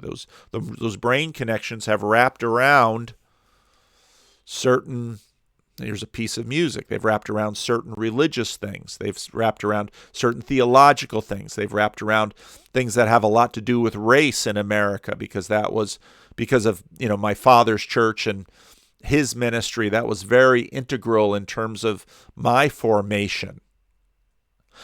Harry Potter's sort of like Narnia in that, Tolkien was appalled at what Lewis was doing, but Lewis was sort of casting a bigger canvas and taking on something which, it's up to you whether you think Lewis can pull it off. But what's interesting about Narnia, though, is there are ways, there's sometimes when I read certain books of Narnia, they seem more dated than Tolkien. Well, that's interesting. So you have the staying power question that we get into. So we've got to mash up these worlds because our world has changed so much. And we have to figure out how to do it. Now, again, I agree with the creators of Vikings. I mean, to have Vikings from the north come down as Asians and Africans would just seem silly, because the history that we have written for us. Now, again, part of what's interesting about Game of Thrones is because, well, Game of Thrones, listen to the first things I said about it. Game of Thrones is reinventing our history for us, as is The Last Kingdom, as is Vikings, because these historical representations are part of the project of this universal history. But these other stories, they're not history, but they're religious. They certainly are. Supernatural. I've watched 2 or 3 episodes, kind of watching over my book as, my daughters would watch some of these. Strong female characters, but they didn't mind watching the dudes. 15 seasons, 327 episodes. But again, overlapping worlds.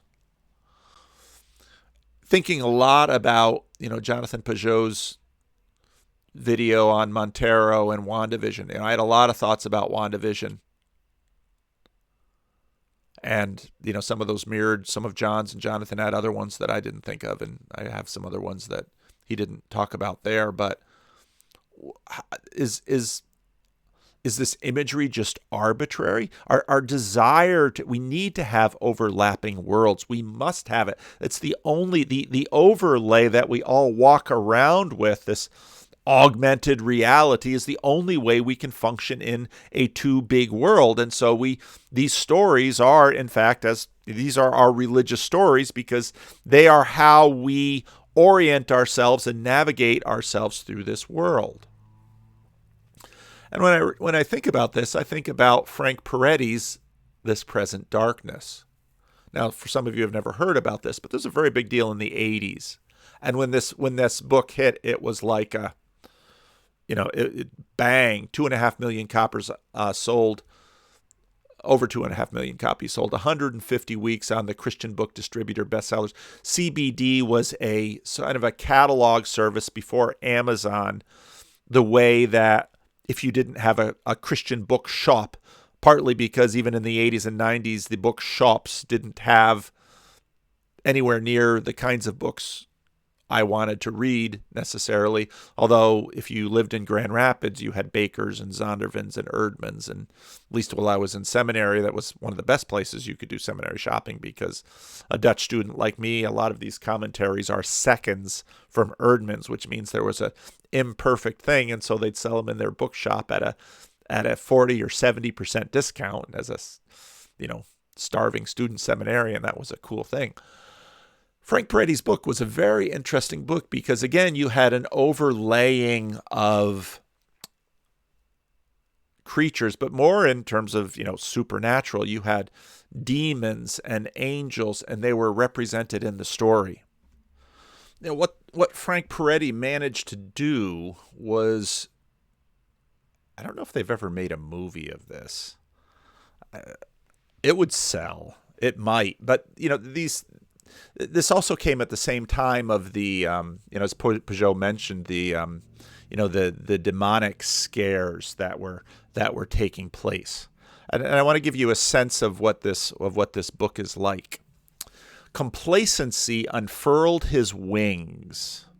Well, what is complacency? Complacency is a demon, and in this book, demons are characters, but is complacency a character? Is complacency a demon? I mean, this is exactly the kind of stuff that Sam Harris is talking about. Complacency unfurled his wings and drifted into Stuart Hall. So you have the worlds coming together, sinking down through the main floor and into the catacombs of the basement levels. Is it a surprise Tom Holland wrote vampire books in terms of where he's at now? Because what is the vampire genre but the same thing? It's the same stuff, basically. Complacency unfurled his wings and drifted into Stuart Hall, sinking down through the main floor, of course, because the demons aren't limited by the floors, they go through floors and things, and into the catacombs of the basement level, the area set aside for administration and the private offices of the psychology department.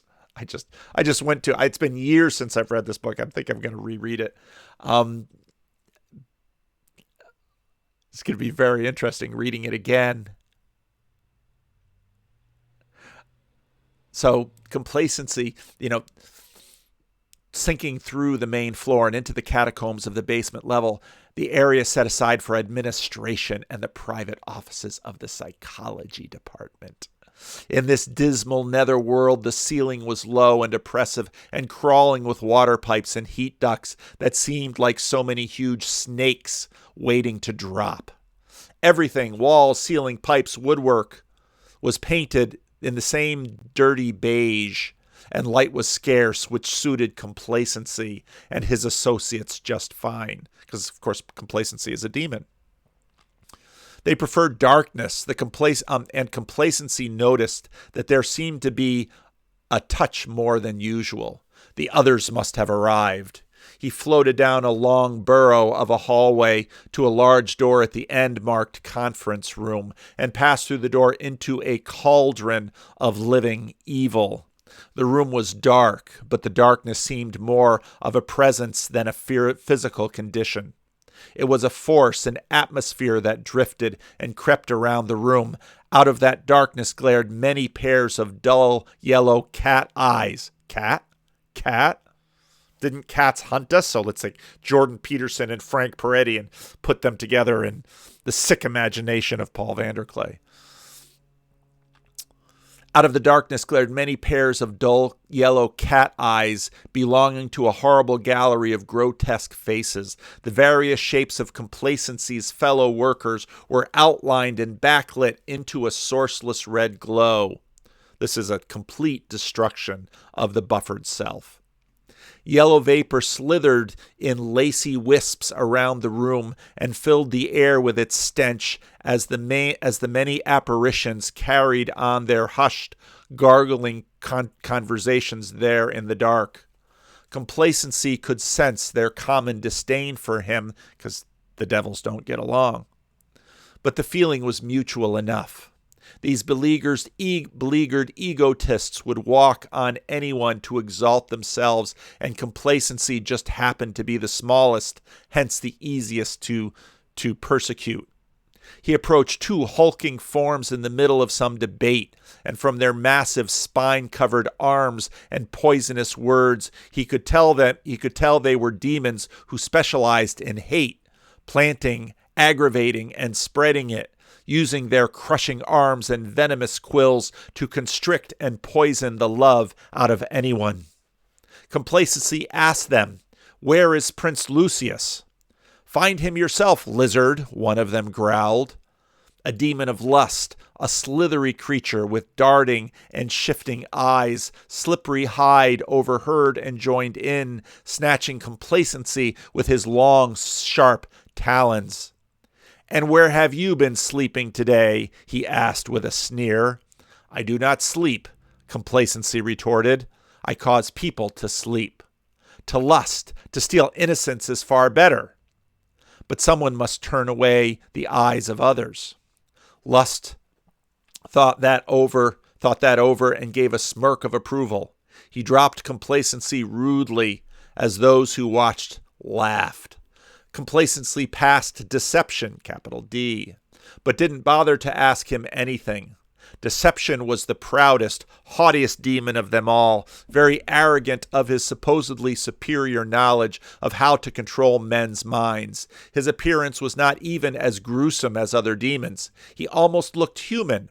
His weapon, he boasted, was always a compelling, persuasive argument with lies ever so subtly woved in. This is one of the, I thought, to get to the juicy parts of the book, just go to the Kindle book and grab the most popular underlines. Many others were there. Murder, his talons still dripping with blood. Lawlessness, his knuckles honed into spine-like protrusions and his hide thick and leathery. Jealousy, as suspicious and difficult a demon to work with as any. But complacency finally found Lucius, the Prince of Ashton, because there are princes of these, Prince of Persia, there's princes of these, and those of you who grew up in Pentecostal churches know all of this very, very well. The demon who held the highest position of any of them. Lucius was in conference with a tight huddle of other power holders going over the next strategies for controlling the town. He was unquestionably the demon in charge. Huge to begin with, he always maintained an imposing posture, with his wings wrapped loosely around him to hide his outline, his arms flexed, his fists clenched and ready for blows. Many demons covered his rank, and he knew it. He had fought and banished many to get where he was, and he had every intention of staying there. He trusted no one and suspected everyone, and his black gnarled face and hawk-sharp eyes always carried the message that even his associates were his enemies. Complacency was desperate and enraged enough to violate Lucius's idea of respect and decorum. He shoved his way through the group and right up to Lucius, who glared at him, surprised by the rude interruption. "My prince," Complacency pleaded, "I must have a word with you." Lucius's eyes narrowed.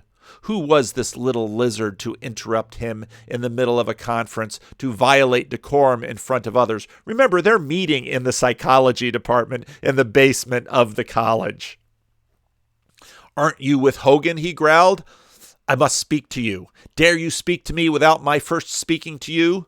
It is virtually impossible. You're making a mistake. You're bothering Hogan's daughter, and..."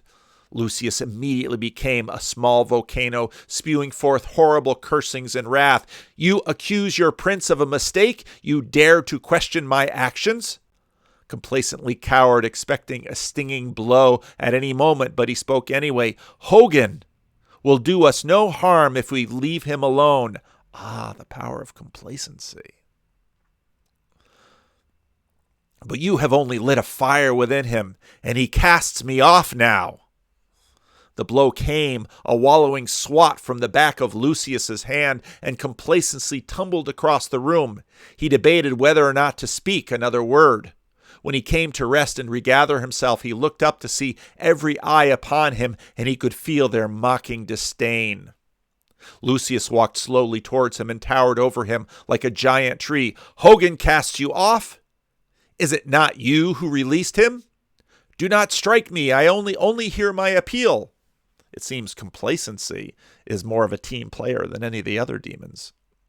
Which is a little surprising for Complacency. Lucius's big fist clenched painfully around handfuls of Complacency's flesh and snatched him up so they were eye to eye. "He could stand in our way, and I won't have that. You know your duty. Perform it." "Well, I was, Complacency cried. "He was nothing to fear at all. A slug, a lump of clay. I could have held him there forever, so do it. Prince Lucius, hear me. Give him no enemy. Let him have no need of a fight. Lucius dropped him on the floor in a humiliating heap. The prince addressed the others in the room. We have given Hogan an enemy? They all knew how to answer. No, indeed. Deception, Lucius cried, and Deception stepped forward, giving Lucius a formal bow. Complacency accused his prince of bothering Hogan's daughter. You know about that?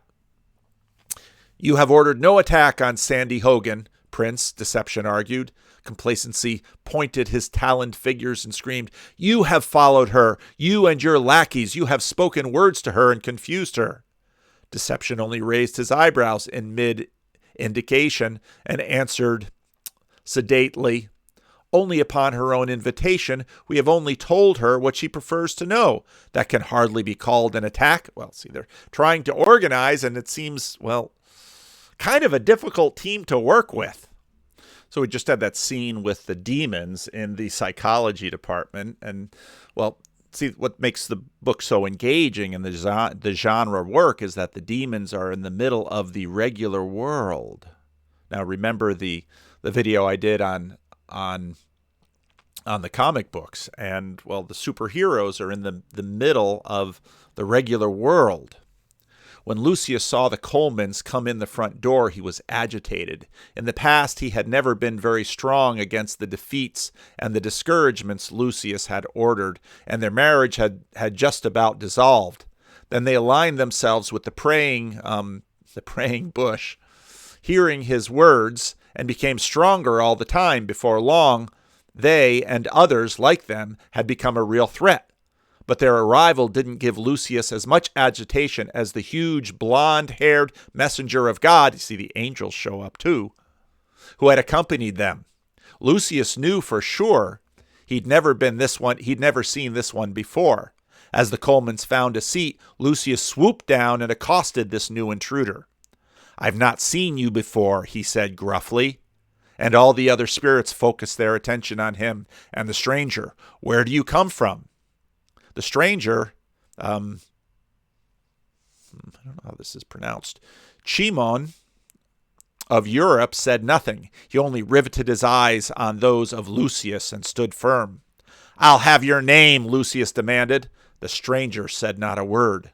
Lucius smiled slyly and nodded. Are you deaf? Yes, and dumb? And as mindless as you are silent? The other demons guffawed, and they loved this kind of game. Tell me, are you a good fighter? Silence. Lucius drew his scimitar that flashed blood red and droned metallically. On cue, all the other demons did the same. The clatter and the ring of burnished blades. Notice, we're using medieval imagery, aren't we? The clatter and ring of burnished blades filled the room as crimson crescents of deflected light danced around the walls. The other messengers of God were barred from intervening by an armed ring of demons as Lucius continued to toy with his other single newcomer.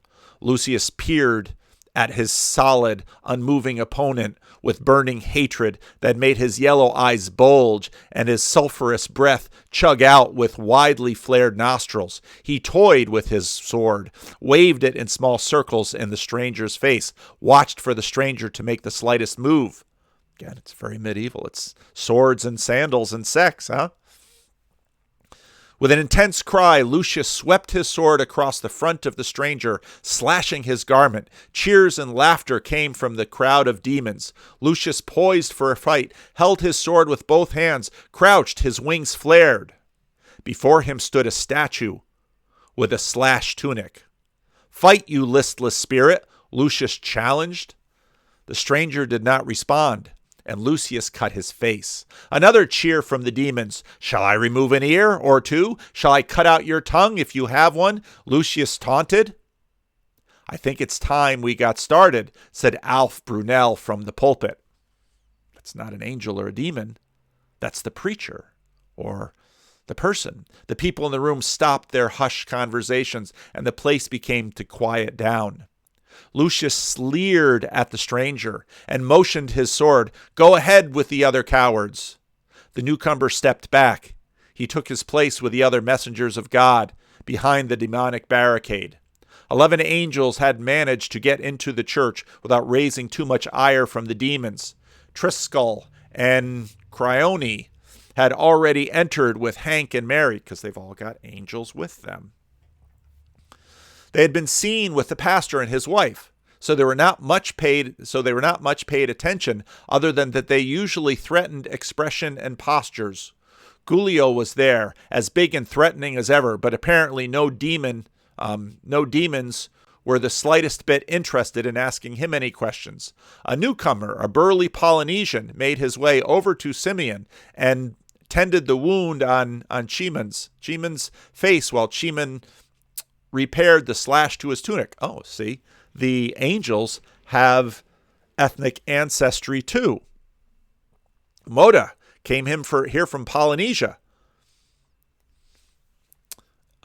Chimon came from Europe. Welcome to our numbers. Can you continue? Moda asked. I will continue. See, the angels talk too. I will continue, Chimon answered, skillfully reweaving the tunic with his fingers. Where is Tal? Not here yet. A demon of fever tried to stop the Colemans. Sickness. No doubt Tal has encountered an attack on Duster. I don't know how he'll ward it off, having made himself so visible. He'll do it, Chimon looked about. I don't see the Baal Prince anywhere. He may never see Tal. And on Brunel brought the meeting to order, standing behind the pulpit and looking over the nearly 50 people who had gathered. From his vantage point, even he couldn't help but try to guess the final tally. Some of the people were definitely going to give Hank the axe. Some of them were definitely not going to. And then there was a frustrating and unpredictable group that he couldn't be sure about. So you're having a church fight, and you have angels and demons. You have all of this going around. Well, of course, Sam Harris will have none of this, but all of these stories, Harry Potter, they're all basically doing similar things. Now, This Present Darkness was very popular for a minute, didn't seem to last. I don't listen to anybody else talking about it. Like many Christian stories, one might argue if the artistry had been better, perhaps the story would have gone further. I don't know, but I'm kind of engaged. I'm kind of intrigued by it. Talking about the superheroes and all of this going on. But now, of course, what forms of Christianity are flourishing around the world? Well, very much the kinds of forms that are very much like this story and deal in the aspects of this story. And then there's Sam Harris, Jordan Peterson, Lex Clips. And this one, I saw that, and I sort of keep an eye on Lex, and I don't watch or listen to too much of it, but every now and then when there's a clip or a guest that I'm interested in, well, it'll come. And very interesting, this little clip. But speaking of apes with egos, some of the most compelling apes, two compelling apes I can think of is yourself and Jordan Peterson. And you've had fun conversation about religion that I watched most of, I believe. Oh. I'm not sure there was any...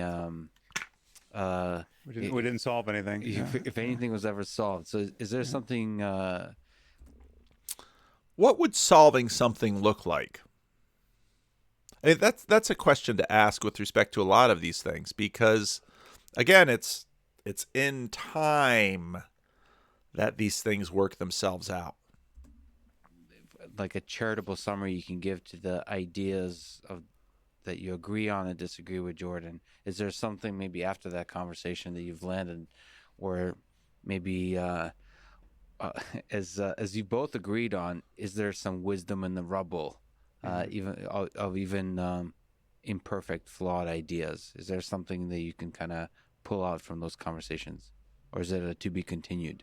I mean, I think where we disagree. So he just beliefs and frame that many of our traditional religious beliefs and frameworks are holding such a repository of human wisdom that we repository of human wisdom. Okay, well, what does he mean by wisdom? Well, probably Peterson says they're telling us how to act. They're telling us how to live. That these traditional things hold this repository. We pull at that fabric at our peril, right? Like if you start just unraveling Christianity or any other traditional set of norms and beliefs, you may think you're just pulling out the unscientific bits, but you could be pulling a lot more to which everything you care about is attached, right? As a society. And my feeling is that there's so much downside to the unscientific bits, and it's so clear. What are the scientific bits? That's the hard part, because, okay, we've got Patch Harris here, and all of that stuff is part of the manifest image. He just wants to go on the scientific image. Well, clear how we could have a 21st century rational conversation about the good stuff, that we really can radically edit these traditions. And we can take Jesus, in half his moods, and just find a great inspirational, how would you know which half? Iron Age thought leader, who just happened to get crucified. But he could be somewhat like, the Beatitudes. Who just happened to get crucified. It's like Jesus was walking down the street one day. Oh, I'm getting crucified. No, they crucified him for a reason. And in fact, even just in that statement alone, just happened to get crucified. No, they killed him for a reason. They killed him because he was saying stuff they didn't want to hear. Lots of people got killed. And none of it was arbitrary. And the Golden Rule, which doesn't originate with him, but which he put quite beautifully. And again, all of this stuff is about, well, how do you know what is good? How do you know what is good? That is what all of this literature is, us trying to figure out. And again, we don't sit down and do it rationally. Rationality is a certain part of it. Well, we make up these stories and we dream these things and we tell these tales and we try to figure it out, and we watch each other, and we do all of this stuff to try to figure out how to act. And Sam just doesn't seem to understand any of that. I was going to play more of that, but I just don't really feel like it. Because I listen to him and I just think it's just so astoundingly naive when you look at how human beings actually work, why they write the stories they do, why they tell the tales they do, all the work that goes into telling these stories and trying to figure it out. And in the Jordan Peterson conversations with Harris, and you then get into superheroes, and for Sam Harris, no, this is just what my daughter's doing. And Peterson, no, what she's doing is actually pretty profound and important. And the fact that she's using these stories, and these stories continue to have certain shapes, has everything to do with all of this selection. We're continuing to try to work out the Middle Ages, and so you're writing Game of Thrones. Again, the one video that I'll put the link below. It was one of my early videos, and sometimes I look at these early videos and it's like, wow, technically, but what was I doing? Why am I so incessant about Jordan Peterson? I often get that question. So, well, why so many videos about Jordan Peterson? Well, it's because I'm thinking about him. Why so many videos about Jesus? Because I'm thinking about him. Why so many videos about everything I make videos about? Just because I'm working through the stuff.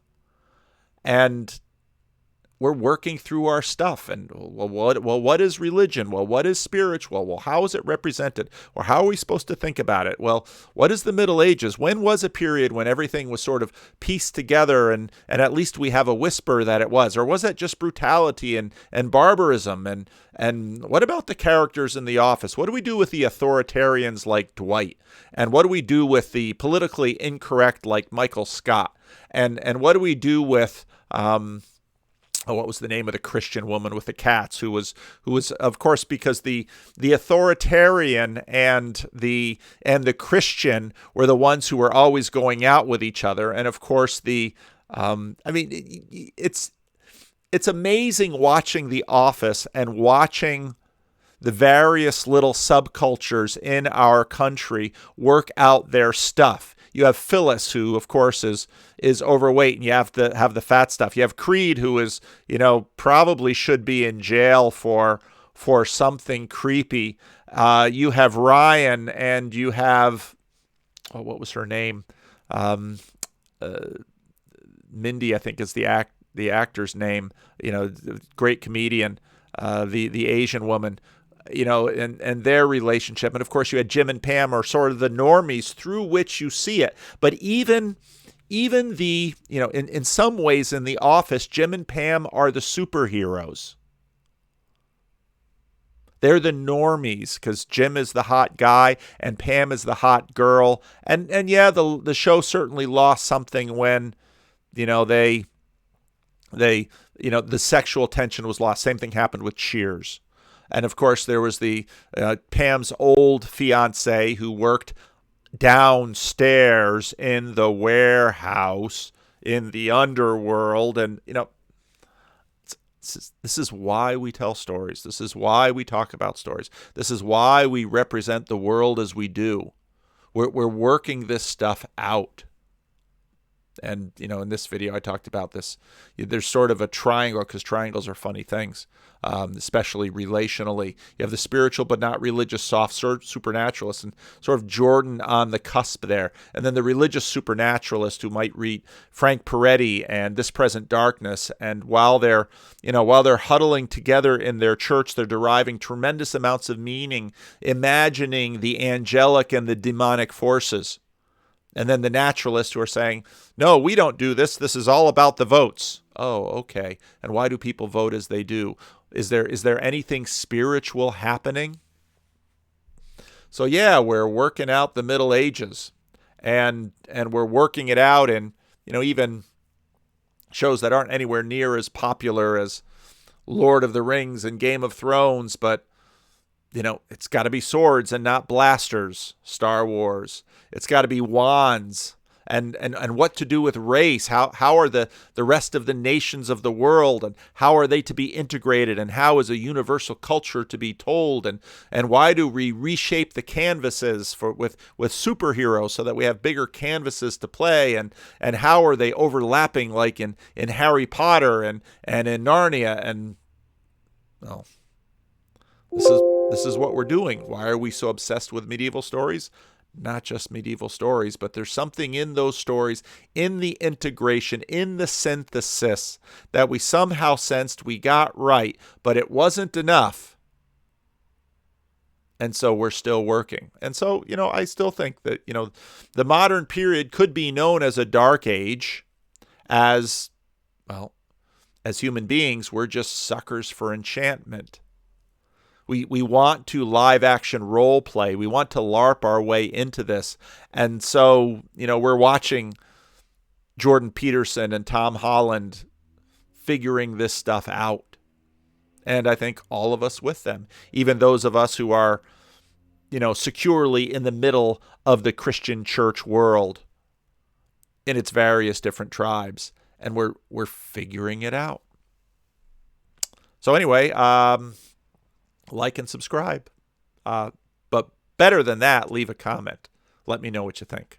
So I'll probably have plenty of time on vacation to check out my comments. But anyway, so thanks for watching.